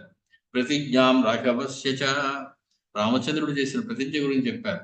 పుత్రయోరభిషేకంచ, రామచంద్రమూర్తి లవకుశులకి చేసిన పట్టాభిషేకం గురించి చెప్పారు. పౌరానుగమనం తథా, మొత్తం అయోధ్యలో ఉన్న పౌరులందరూ కూడా రాముడి వెనకాలే వెళ్ళిపోవడానికి నిశ్చయించుకున్నారయ్యా అనేటువంటి మాటను చెప్పారు వాళ్ళు.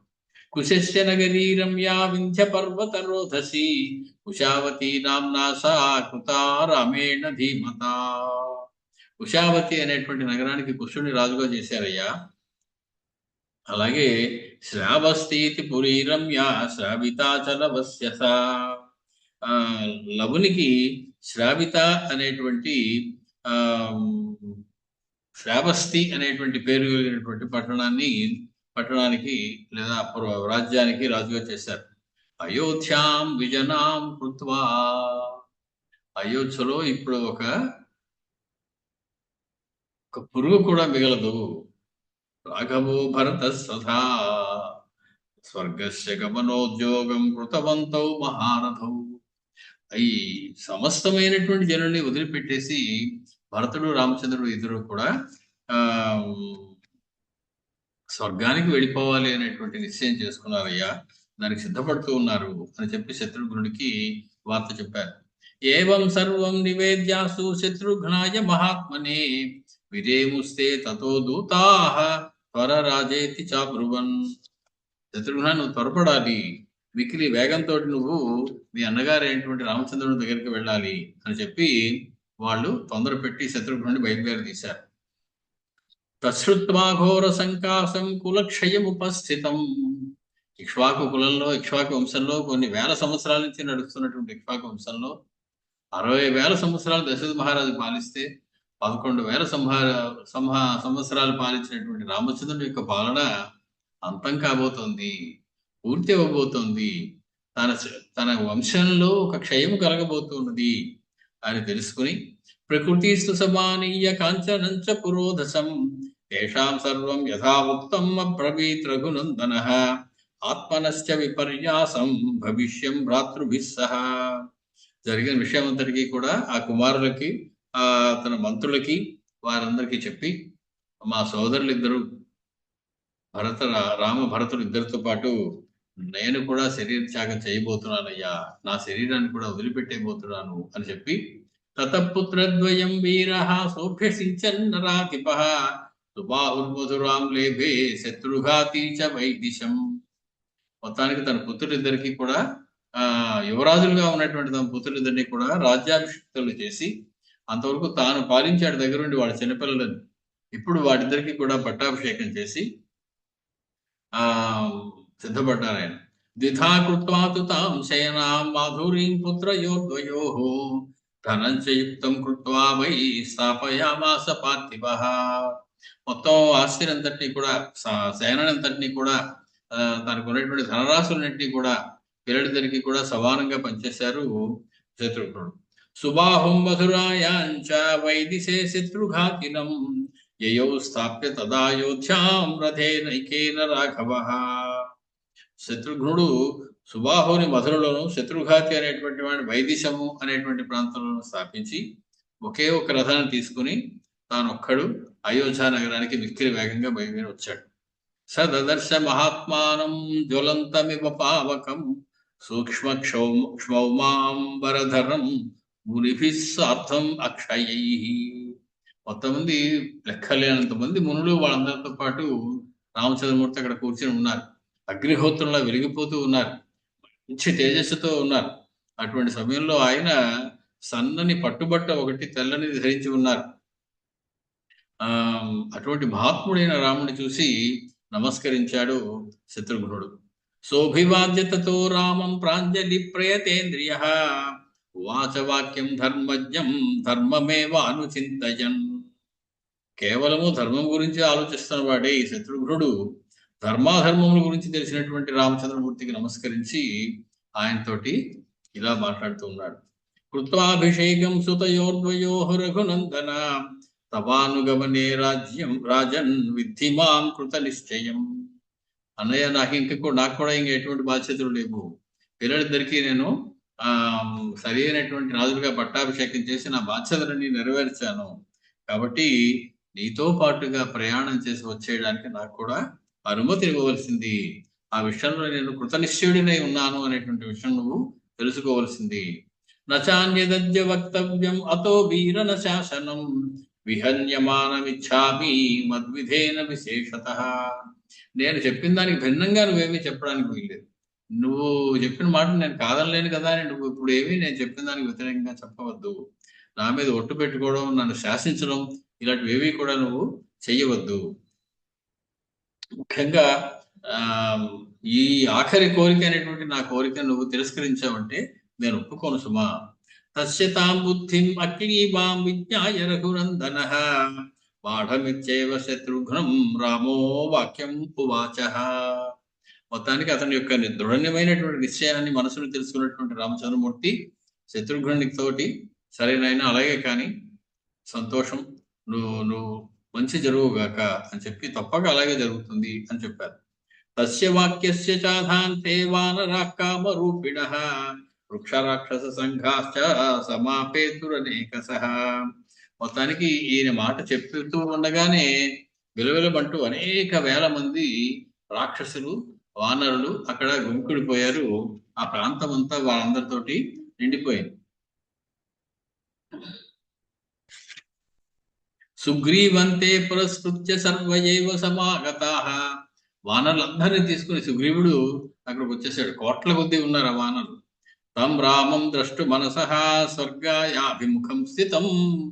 రాముడితో పాటుగా వెళ్ళిపోయి స్వర్గంలోకి వెళ్ళిపోదాం అనేటువంటి కృతమైనటువంటి దృఢమైనటువంటి నిశ్చయంతో వాళ్ళందరూ వచ్చారు. వానరులందరూ కూడా సుగ్రీవుని ముందు పెట్టుకుని వచ్చారు. దేవపుత్రాః ఋషిసుతాః గంధర్వాణాం సుతాస్తథా రామక్షయం విదిత్వా తే సర్వయేవ సమాగతాః. వచ్చిన వాళ్ళలో దేవపుత్రులు ఉన్నారు, ఋషిపుత్రులు ఉన్నారు, గంధర్వపుత్రులు ఉన్నారు. మనం చెప్పుకున్నాం రామావతారం మొదలయ్యేటప్పుడు అన్ని రకాల దేవతలు కూడా తమ తమ అంశాలతోటి వానరాలను సృష్టించారు. కొందరు గంధర్వులకి పుత్రులుగా, కొందరికి దేవతలకి పుత్రులుగా రకరకాల వానరులందరూ వచ్చారు. వాళ్ళందరూ కూడా రామక్షయం విదిత్వా, రామచంద్రమూర్తి అవతార సమాప్తి చేయబోతున్నారు అని తెలిసి విలవిలమంటూ అక్కడ గుమికూడిపోయారు. తే రామమభివాద్యోచుః సర్వే వానర రాక్షసాః తవానుగమనే రాజన్ సంప్రాప్తాస్మ సమాగతాః. వాళ్ళందరూ కూడా రామచంద్రమూర్తికి నమస్కరించి ఇలా చెప్తూ ఉన్నారు, రాజా, మేమందరం నువ్వు లేకుండా ఉండలేమయ్యా, నీ వెనకాలి రావడానికి మాకు కూడా అనుమతి ఇవ్వవలసింది. యదిరామ వినాస్మాభిః గచ్చేస్తం పురుషోత్తమ యమదండమివోద్యమ్య త్వయాస్మ వినిపాతితాః.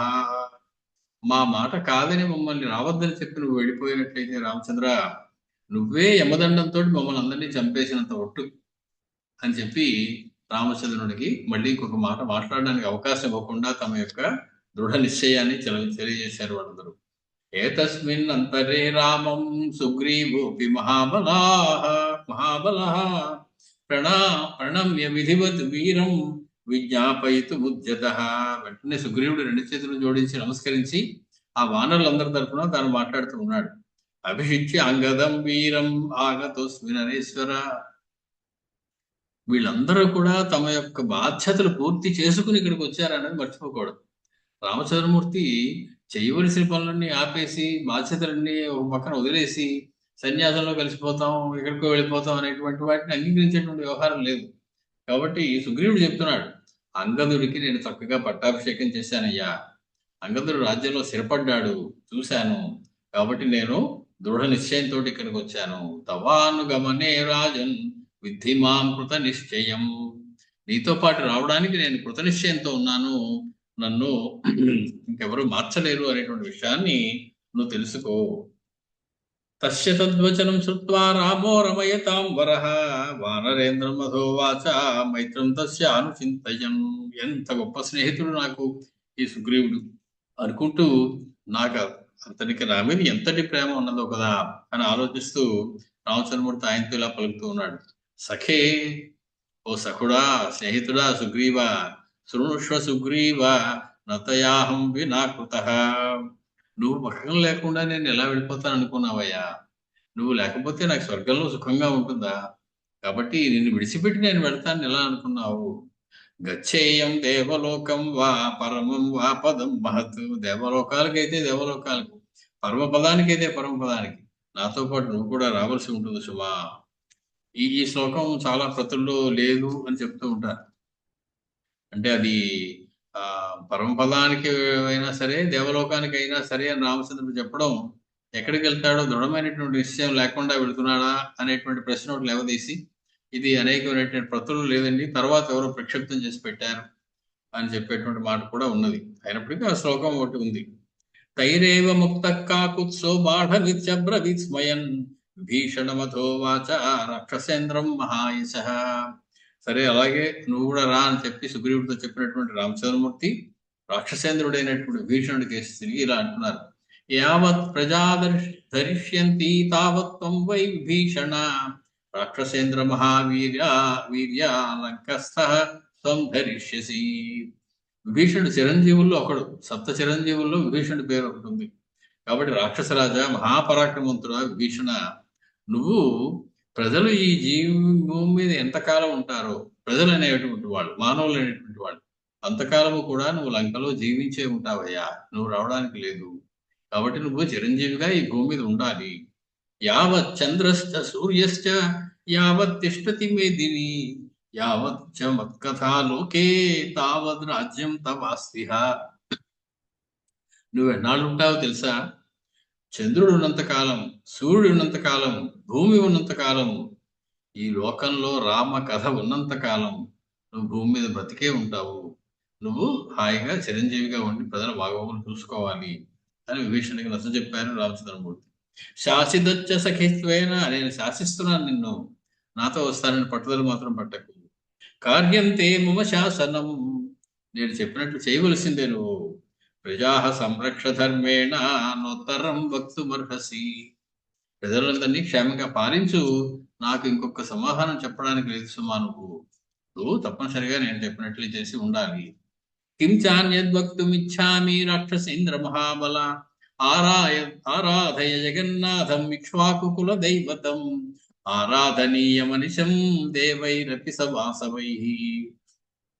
నువ్వేం చేయాలంటే, బ్రతికుంటున్న ఏం చేయమంటావయా అన్నాళ్ళు అంటే, ఇక్ష్వాకుల కులదేవత అయినటువంటి మా కుల మేము పూజించేటువంటి దైవం ఏదైతే ఉందో నా పట్టాభిషేకం నాడు నేను నీకు ఇచ్చాను. రామచంద్రుడికి ఒక్కొక్కడికి ఒక కానుక ఇచ్చారు, లక్ష్మణుడికి ఏదో హారం ఇచ్చారు, మరొకటి ఇచ్చారు. విభీషణుడికి ఇవ్వాలంటే తన కులధనాన్ని ఇచ్చారు అనేటువంటి మాట రాశారు వాల్మీకి. కులధనము అనేటువంటి మాటకి తాను రోజు ఇంట్లో అర్చన చేసేటువంటి, పూజించుకునేటువంటి దైవాతనం, దేవ పంచాయతనమో ఏదైతే అది ఆ విగ్రహములు, ఆ రంగనాథ స్వామి యొక్క విగ్రహములు అని చెప్తారు కొంతమంది. మొత్తానికి ఆ జగన్నాథుడు అయినటువంటి ఆ రంగనాథుడు నువ్వు నిరంతరము సేవిస్తూ ఉండాలి. అని నేను ఇచ్చినటువంటి విగ్రహాలు నీ దగ్గర ఉన్నాయి కదా, వాటికి పూజలు జరుగుతూ ఉండాలి. తదేతి ప్రతిజగ్రాహ రామవాక్యం విభీషణ రాజా రాక్షస ముఖ్యానాం రాఘవజ్ఞాం అనుస్మరన్. అది ఒక ఆజ్ఞగా స్వీకరించినటువంటి విభీషణుడు ఇంకేం మాట్లాడలేక రామచంద్రమూర్తి యొక్క ఆజ్ఞను శిరసా వహించి తను భూమి మీద ఉండిపోవడానికి నిశ్చయించుకున్నాడు. తమేవ ముక్త్వా కాకుత్సాహ, ఇంకొక ఆయన ఉండిపోయారు. తమేవ ముక్త్వా కాకుత్సా హనుమంతం అథాబ్రవీత్. హనుమత్ స్వామి పక్కనే చూస్తూ ఉన్నారు. రామచంద్రుడు వెనకాల ఒక్క దూకి ఆయనకన్నా ముందు వెళ్ళిపోదాం ఆయనతో పాటు అనేటువంటి ఉత్సాహంతో ఉన్నారు ఆయన. జీవితే కృతబుద్ధిస్తం మా ప్రతిజ్ఞాం వృథా కృతాః. హనుమా, ఏం నువ్వు కూడా ఉత్సాహపడుతున్నావు వచ్చేయడానికి? నువ్వు ఒక ప్రతిజ్ఞ చేశావు, ఇదివరకు గుర్తులేదా? రామాయణ కథ ఈ భూమి మీద ఎన్నాళ్ళు ఉంటుందో అన్నాళ్ళు నేను వింటూ ఉండేలాగే వరం నాకు కావాలి అని అడిగావు, నేను నీకు ఇచ్చాను. కాబట్టి రామాయణ కథ ఇంకా జనం కొంతకాలం వింటారు కదా, చాలా కాలం వింటారు కదా, యుగాలుగా వింటారుగా. కాబట్టి నువ్వు నాతో వచ్చేటువంటి అర్హత నీకు లేదయ్యా. నువ్వు ఉండాలి. నువ్వు రామకథ ఉండన్నాడు భూమి మీద, నువ్వు చిరంజీవిగా ఉండాలి. మత్కథా ప్రచరిష్యంతి యావల్లోకే హరీశ్వర తావద్ రమస్స సుప్రీతో మద్వాక్యం అనుపాలయన్. నా నామాన్ని వింటూ, నా చరిత్రను వింటూ నువ్వు ఈ భూలోకంలో అలాగా ఉండాల్సిందే. ఈ లోకమంతటిలో కూడా రామకథ ఎన్నాళ్ళు ఉంటే అన్నాళ్ళు నువ్వు ఉండవలసిందే. రామచంద్రమూర్తికి రామనామానికి అభేదం. రాముడు లేకపోయినా ప్రమాదం లేదు, రామనామం ఉంటే చాలు. రామనామానికి రామాయణానికి అభేదం. రామాయణంలో రామనామం ఎన్నో వందల సార్లు వస్తుంది. కాబట్టి రామాయణమైనా రామనామమైనా ఒకటే. కాబట్టి నేను ఉండట్లే కదయ్యా రామాయణం ఉంటే. కాబట్టి నువ్వు నా వెనకాల వచ్చేయొద్దు, రావడానికి వీల్లేదు. ఏవముక్తస్తు హనుమాన్ రాఘవేణ మహాత్మనా వాక్యం విజ్ఞాపయామాస పరం హర్షమవాప్య చ. మహాత్ముడైనటువంటి రామచంద్రమూర్తి చెప్పినటువంటి ఆ ధర్మబద్ధమైనటువంటి మాటలను విన్నటువంటి హనుమస్వామి సంతోషంతో ఇలాగ మళ్ళీ అంటూ ఉన్నారు. యావత్ తవ కథాలోకే విచరిష్యతి పావని తావత్ స్థాస్యామి మేదిన్యాం తవాజ్ఞాం అనుపాలయన్. రామచంద్ర, ఈ భూమి మీద ఎంతకాలం రామాయణం ఉంటుందో, ఎంతకాలం నీ గురించి చెప్పుకుంటారో అంతకాలము నేను ఈ భూమి మీద ఉండి తిరుగుతూ ఉంటాను, నీ యొక్క ఆజ్ఞని పాలిస్తూ ఉంటాను. కాబట్టి నేను భూలోకంలో నీ కథ ఉన్ననాళ్ళు కూడా ఉండిపోతాను. జాంబవంతం తథోక్త్వా తు వృద్ధం బ్రహ్మసుతం తథా మైందం చ ద్వివిధం చైవ పంచజాంబవతా సహ యావత్ కలిష్ట సంప్రాప్తః తావత్ జీవత సర్వదా. మా సంగతి ఏమిటన్నారు? పక్కన వచ్చినటువంటి మైంద ద్విధులు, జాంబవంతుడు, వీళ్ళందరూ కూడా మొత్తానికి వృద్ధుడు, బ్రహ్మగారి యొక్క జృంభణం నుంచి బయటకు వచ్చినటువంటి వాడు జాంబవంతుడు. మొత్తానికి అటువంటి జాంబవంతుడు రాముడు వెనకాల వచ్చేయడానికి అనుకున్నాడు. మైంద ద్విధులు వచ్చేద్దాం అనుకున్నారు.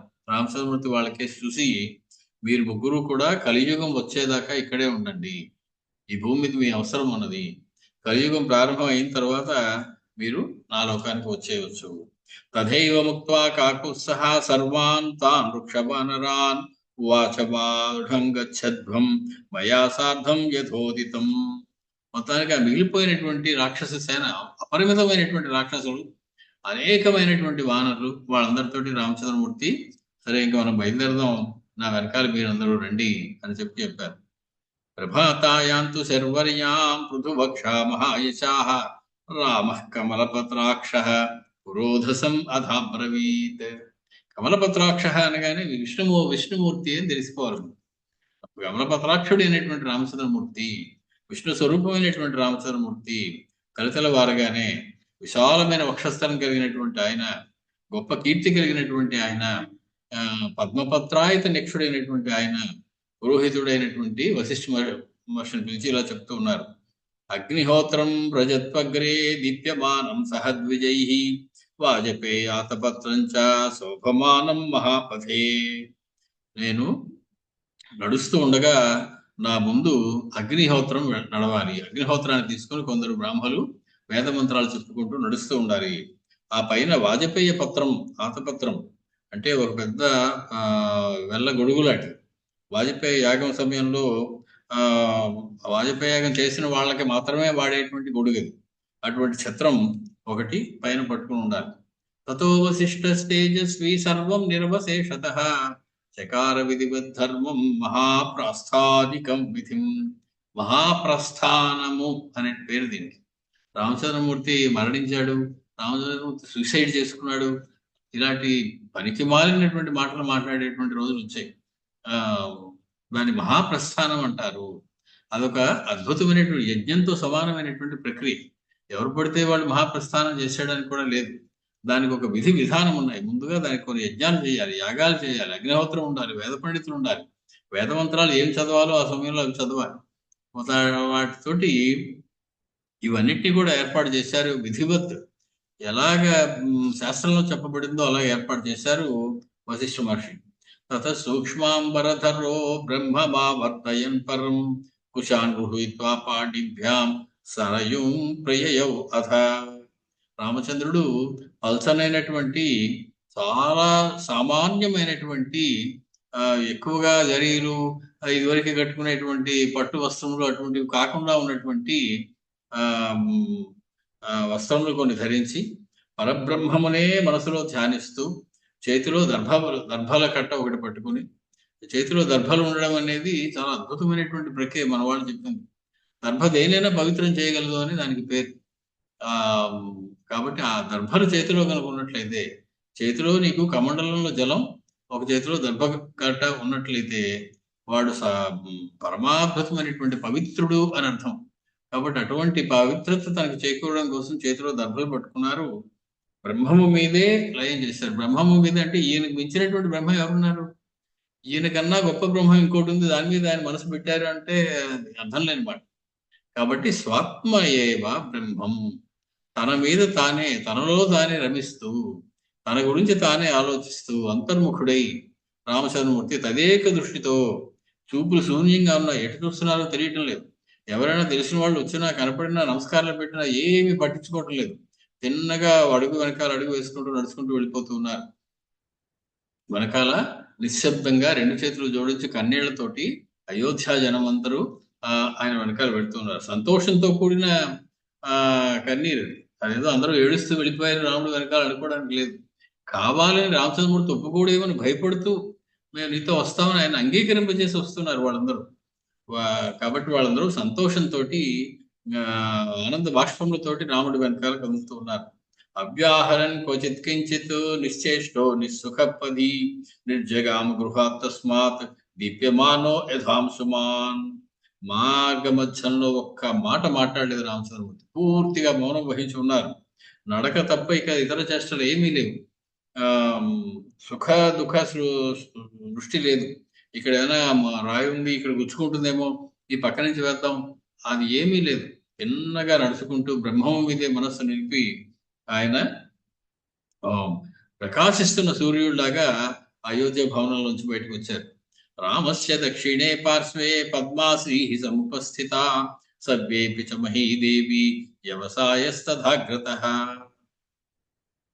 అంతవరకు లేనటువంటి రెండు శక్తులు రాముడి పక్కకు వచ్చి నిలిచాయి. ఆయన కుడి పక్కన పద్మాన్ని చేతిలో పట్టుకున్నటువంటి లక్ష్మీదేవి ప్రత్యక్షమైంది.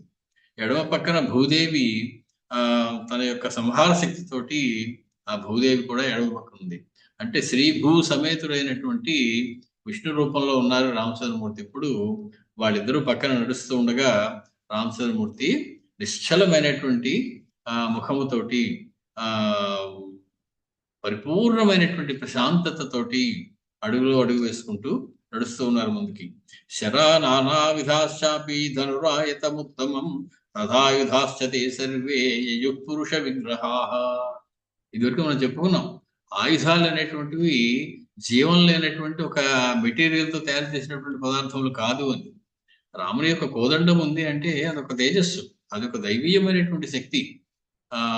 ఆయన బాణం ఉందంటే దానికి దైవీయమైన శక్తి.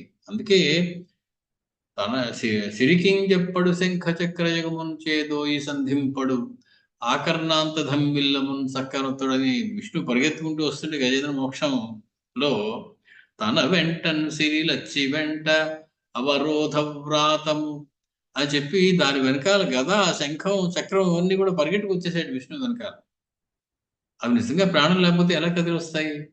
అవి దైవీయమైనటువంటి శక్తులు. పరమాత్మ యొక్క శక్తియే ఆయన యొక్క ఆయుధం. ఆ శక్తికి ఒక అధిదేవత ఉంటుంది. గదకి ఒక అధిదేవత, శంఖానికి ఒక అధిదేవత. కాబట్టి అలాగా ఆ అధిదేవతలందరూ కూడా ఉన్నటువంటి ధనుస్సు, బాణములు, సమస్తమైనటువంటి ఆయుధములు పురుష రూపాలు ధరించి రామచంద్రమూర్తి వెనకాల నడుస్తూ ఉన్నాయి. వేద బ్రాహ్మణ రూపేణ, అక్కడ ఉన్నటువంటి బ్రాహ్మణుల రూపంలో 4 వేదాలు కూడా రామచంద్రుడి వెనకాల నడుస్తూ ఉన్నాయి. గాయత్రి సర్వరక్షిణి, గాయత్రి మాత రామచంద్రుడి వెనకాల అడుగులో వేసుకుంటూ, ఎందుకంటే మొత్తం రామాయణం అంతా కూడా గాయత్రి మంత్రాత్మకం. గాయత్రి మంత్రంలోని 24 అక్షరాలకి ఒక్కొక్క అక్షరానికి 1000 శ్లోకాలు చొప్పున 24,000 శ్లోకాలు మహర్షి రాశారు. కాబట్టి అసలు రామాయణం అంతా కూడా గాయత్రి మంత్రాత్మకం, గాయత్రి చెప్పడం కోసమే వచ్చిందని రాసినటువంటి పెద్దలు పండితులు కూడా ఉన్నారు. కాబట్టి ఆ గాయత్రి దేవి, ఆ గాయత్రి దేవత రామచంద్రమూర్తి వెనకాల వస్తున్నది. ఆ వెనకాల ఇంకా ఆశ్చర్యం, ఓంకారోధవ షట్కార సర్వే రామనువ్రతా, మూర్తి భవించినటువంటి ఆకారం ధరించినటువంటి ఓంకారము వషట్కారము, ఇవి రెండు కూడా రాముడిని అనుసరించి వెనకాల వస్తూ ఉన్నాయి. ఋషయశ్చ మహాత్మానః సర్వే ఏవ మహీసురాః అన్వగచ్చత్ మహాత్మానం స్వర్గదారం అపావృతం. మొత్తానికి తెరిచి ఉంచినటువంటి స్వర్గంలో ప్రవేశించడానికా అన్నట్లుగా ఆయన వెనకాల ఇవన్నీ వస్తూ ఉన్నాయి. వారి వెనక అనేక మంది తపస్సు చేసుకున్నటువంటి మునులు ఋషులు కూడా నడుస్తూ ఉన్నారు. తం యాంతం అనుగచ్చంతి హ్యంతఃపుర చరాస్త్రియః సవృద్ధ బాలదాసీకాః సవర్షవర కింకరాః. అంతఃపుర స్త్రీలు, వృద్ధ దాసీలు, బాలదాసీలు, కంచుకులు, కింకరులు, వీళ్ళందరూ కూడా ఇంట్లో పనివాళ్ళు, మొత్తం అంతఃపురంలో ఎవరెవరైతే ఉండేవాళ్ళు వాళ్ళందరూ కూడా వెనకాల నడుచుకుంటూ వచ్చేస్తున్నారు. శాంతఃపురశ్చ భరతః శత్రుఘ్న సహితో యయౌ రామం గతిముపాగమ్య అగ్నిహోత్రం అనువ్రతాః. అంతఃపురంలో ఉన్నటువంటి వాళ్ళందరితో కలిసి భరతుడు, శత్రుఘ్నుడు అగ్నిహోత్రాలతో కూడినటువంటి రామచంద్రమూర్తినే గతిగా భావించి ఆయన వెనకాల నడుచుకుంటూ భరత శత్రుఘ్నులు కూడా వస్తూ ఉన్నారు. రామచంద్రమూర్తి జీవితంలో ఇద్దరు చాలా ముఖ్యులు, సీతా లక్ష్మణ స్వామి. కాబట్టి అందరితో పాటుగా వాడు సీతా లక్ష్మణ స్వామి కూడా రావచ్చు కదా అంటే రాలేదు. వాళ్ళిద్దరికి స్పెషల్ ట్రీట్మెంట్. సీతమ్మ ముందు వెళ్ళిపోయింది, ఆ తర్వాత లక్ష్మణ స్వామి వెళ్ళిపోయారు. తక్కిన వాళ్ళందరూ కలిసి రాముడితో పాటు వచ్చేసారు. ఆ రామచంద్రమూర్తికి సీతా లక్ష్మణులకి వారి ముగ్గురికి ఉన్నటువంటి అనుబంధం ఏదైతే ఉన్నదో, ఎక్కడ విగ్రహం చూసినా రామ లక్ష్మణ సీత హనుమంతుడు, ఈ నలుగురితో ఉన్నటువంటి విగ్రహాలు ఎక్కువ కనపడతాయి. అరే భరత శత్రుఘ్నులు కొన్ని చోట్ల ఉండొచ్చు, కొన్ని చోట్ల లేకపోవచ్చు, కానీ ఈ ముగ్గురు యొక్క అనుబంధం మాత్రం పరమాద్భుతం. అందుకే వాళ్ళు వెళ్ళినటువంటి తీరు ప్రత్యేకంగా ఉంటుంది దక్కిన వాళ్ళ కంటే. మొత్తానికి సీతమ్మ రామచంద్రుడి కన్నా ముందే అవతారం ఎత్తింది వేదవతి రూపంలో అని ఉంది మనకి. అలాగే అవతారం ముందెత్తింది కాబట్టి ఆవిడ అవతార సమాప్తి కూడా ఆయనకన్నా ముందే జరిగింది అని అనుకోవాల్సి వస్తుంది మనకి. మొత్తానికి తేజ సర్వే మహాత్మానః సాగ్నిహోత్రా సమాగతాః సపుత్రదారాః కాకుత్సం అనుజగ్ముర్మహామతిం. మొత్తానికి ఎవరి అగ్నిహోత్రాలను వాళ్ళు పట్టుకుని ఆ మహాత్ములందరూ కూడా పుత్రులతోటి, భార్యలతోటి, మనవలతోటి, పిల్లలతోటి, అందరితోటి కూడా రాముడిని అనుసరించి నడిచేస్తూ ఉన్నారు. మంత్రిణో భృత్యవర్గాశ్చ సపుత్ర పశు బాంధవాః సర్వే సహానుగా రామం అన్వగచ్చన్ ప్రహృష్టవత్. చాలా సంతోషంతో రంకెలు వేస్తూ గోవులన్నీ కూడా వెనకాల వస్తూ ఉన్నాయట. సమస్తమైనటువంటి పశువులు వస్తున్నాయి, భృత్యవర్గం అంతా వస్తున్నది. అందరూ సంతోషంగా రాముడి వెనకాల నడుస్తూ ఉన్నారు. తథా సర్వా ప్రకృతయః పృష్టపుష్టజనావృతాః గచ్చంతమనుగచ్చంతి రాఘవం గుణరంజితాః. మొత్తానికి వీళ్ళందరూ ఏదో దుఃఖాల్లో ఉండి, కష్టాల్లో ఉండి ఇంకా జీవితం ఎప్పుడైపోతుందా అని ఏడుస్తున్న వాళ్ళు కాదు. అందరూ ఆరోగ్యవంతులై పరిపూర్ణమైనటువంటి ఐశ్వర్యంతో ఉన్నటువంటి వాళ్ళు. వాళ్ళందరూ తమ యొక్క దేహాన్ని కూడా వదిలిపెట్టేసి, తమ యొక్క సుఖ సంతోషాలు వదిలిపెట్టేసి, రాముడు తప్ప ఇంకొకటి మాకు సుఖం కాదు, రాముడు తప్ప ఇంకొకరు మాకు అక్కర్లేదు అనేటువంటి భావంతో సంతోషంగా రాముడి వెనకాల అతని గుణములకి వసులైపోయి, రామచంద్రమూర్తి గుణములకు వసులైపోయి ఆయన వెనకాల నడుస్తూ ఉన్నారు. తతః సస్త్రీ పుమాం సస్తే సపక్షి పశు బాంధవాః రాఘవస్యానుగా సర్వే హృష్టా విగత కల్మషాః. ప్రాణమున్న ప్రతి జీవి రాముడి వెనకాల నడుస్తూనే ఉన్నది. పక్షులు, పశువులు కూడా రాముడి వెనకాల వచ్చేస్తూ ఉన్నాయి. స్నాతాః ప్రముదితా సర్వే హృష్టపుష్టాశ్చ వానరాః దృఢం కిలకిలా శబ్దైః సర్వం రామం అనువ్రతాః. వానరులందరూ కూడా చాలా సంతోషంతో ఉన్నారు. అప్పుడే స్నానం చేసి అందరూ కూడా తిలకాదికములు ధరించి ఆ పట్టుబట్టలు కట్టుకుని రామచంద్రమూర్తి వెనకాల భక్తిని పవిత్రంగా కిలకిల శబ్దం చేసుకుంటూ సంతోషంగా రాముడి వెనకాల ఆయనతో పాటు వెళ్ళిపోవడానికి నడుస్తూ ఉన్నారు. నత్ర కశ్చిత్ దీనో, ఒక్కడి ముఖంలో ధైర్యం లేదు. అయ్యో వెళ్ళిపోతున్నామే ఈ లోకంలోంచి అనే బాధ లేదు. వ్రీడితో వాపి దుఃఖిత, భయం లేదు, దుఃఖం లేదు, సిగ్గు లేదు. అదేంటి అందరినీ వదిలిపెట్టేస్తున్నావు, ఎవరైనా అనుకుంటారేమో ఇలా రాముడి వెనకాల వెళ్ళిపోతాను లేదు. ఒక ఒక ఏ రకమైనటువంటి సంకోచము లేదు అలా పెడుతున్నప్పుడు. సమస్తము కూడా హర్షంతో కూడి ఉన్నది. హృష్టం ప్రముదితం సర్వం బభూవ పరమాత్మతో. అది అద్భుతం. అందరూ అంత సంతోషంగా తమ యొక్క జీవితాలను విడిచిపెట్టి ముందుకు వెళ్ళడానికి సిద్ధం పడడం అది అమోఘమైనటువంటి వ్యవహారం. ద్రష్టుకామోధ నిర్యాంతం రామం జనపదో జనః యప్రాప్త సోపి దృష్ట్వైవ స్వర్గాయానుగతో ముదా. పల్లెటూళ్ళ నుంచి దూరం నుంచి ఎక్కడెక్కడి నుంచో విన్న వాళ్ళు కొంచెం ఆలస్యంగా వస్తున్నారు. అలా ఆలస్యంగా వచ్చిన వాళ్ళు కూడా ఏమీ కంగారు పడకుండా ఆ వరుసలో కలిసిపోయి వాళ్ళతో పాటుగా రాముని వెనకాల నడిచేస్తూ ఉన్నారట. వృక్ష వానర రక్షాంసి.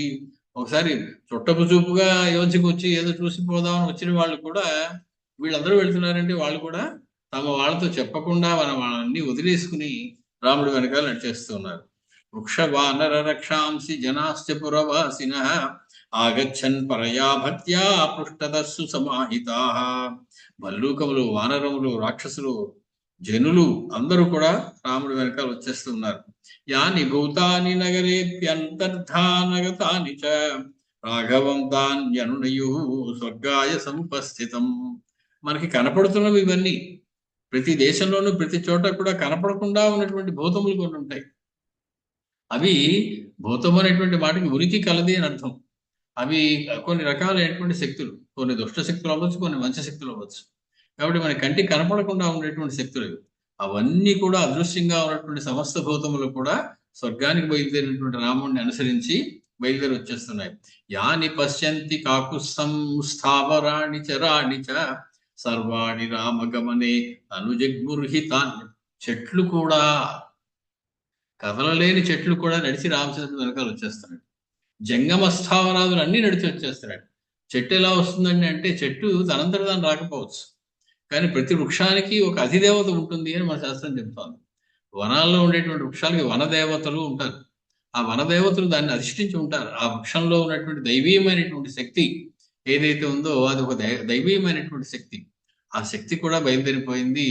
వృక్షాలు అక్కడ ఉన్నప్పటికీ కూడా ఆ వన దేవతలందరూ కూడా బయలుదేరి వెనకాల వచ్చేస్తున్నారు.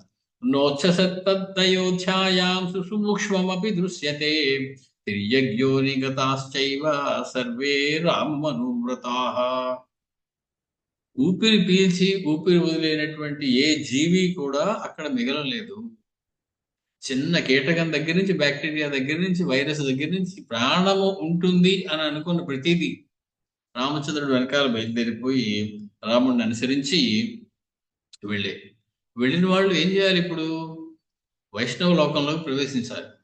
అదెంత అందంగా ప్రవేశించాలి, ఒకరి తర్వాత ఒకరు ప్రవేశించాలి. అదొక అందమైనటువంటి ఘట్టం. మనం ఇవాళ రామచంద్రమూర్తికి సంబంధించినటువంటి కార్యక్రమానికి ఇదే ఆఖరి రోజు అనుకున్నాం, కానీ రాముడు ఒప్పుకోలే. అలా ఎలా కుదురుతుందయ్యా అన్న. ఇప్పటికే 11 నిమిషాల సమయాన్ని నువ్వు ఎక్కువ తీసుకున్నావు, ఇంకా ముందుకెళ్ళడం ఎందుకయ్యా, మళ్ళీసారి చూసుకో అని చెప్తూ ఉన్నారు రామచంద్రమూర్తి. కాబట్టి మనం ఇక్కడతో ఆపుకోవడం మంచిది. దశాధిక శతతమ సర్గ అంటే 110వ సర్గ. ఇదే ఆఖరి సర్గ. ఈ 111వ సర్గ, 111వ సర్గ కూడా ఉన్నది. కాబట్టి ఇంకొక 2 సర్గలు మనం మిగుల్చుకున్నాం సంతోషంగా. ఈ రెండింటితో పాటు రామాయణాన్ని మనం మళ్ళీసారి పూర్తి చేసుకుందాం. పూర్తి చేసేస్తాం అని నిర్భయంగా ముందు అనుకున్నాం, కానీ పూర్తి కానివ్వలేదు స్వామి. వీళ్ళంత తొందరగా వెళ్ళినప్పటికీ కూడా అవ్వలేదు. కాబట్టి ఇక్కడ కంకంటి పాపరాజు గారు ఉత్తర రామాయణం రాసినటువంటి కొన్ని పద్యాలు కానీ, అలాగే వాల్మీకి రామాయణానికి మన తెలుగు వాల్మీకి వావికులం సుబ్బారావు గారు రాసినటువంటి పద్యాలు కానీ, వాసుదాస్ గారు రాసిన పద్యాలు, వీటన్నిటి కూడా ఒకసారి చూద్దాం అనుకున్నాం, కానీ ఎప్పుడు అవ్వలేదు. కాబట్టి వాటిని కూడా ఒకటి రెండు స్పృశిస్తూ మళ్ళీసారి శ్రీరామ రామ పరివార వైకుంఠ గమనం, వాళ్ళు విష్ణులోకంలోకి ఎలా ప్రవేశించారు లోపలికి అనేటువంటిది అన్ని తెలుసుకుని మనం రామాయణాన్ని ముగించుకుందాం. ఆ తర్వాత రామ కళ్యాణం గురించి కూడా కొంచెం మాట్లాడుకుని ముచ్చటించుకుని రామాయణాన్ని సమాప్తి చేసుకోవడం ఒక సంప్రదాయం. ఉత్తరాఖండ పూర్తి అయ్యాక మళ్ళీ రామ కళ్యాణం గురించి కానీ లేకపోతే రామ జననం గురించి కానీ మళ్ళీ మాట్లాడాలి అని పెద్దల యొక్క తీర్మానం. కాబట్టి దాని గురించి 10-15 నిమిషాలు కూడా మాట్లాడుకుని మనం మళ్ళీ సార్ ముగిద్దాం. మంగళం కౌసలేంద్రాయ మహనీయ గుణాత్మనే చక్రవర్తి తనూజాయ సార్వభౌమాయ మంగళం వేదాంత వేద్యాయ మేఘశ్యామల మూర్తయే సామోహన రూపాయ పుణ్యశ్లోకాయ మంగళం. స్వస్తి.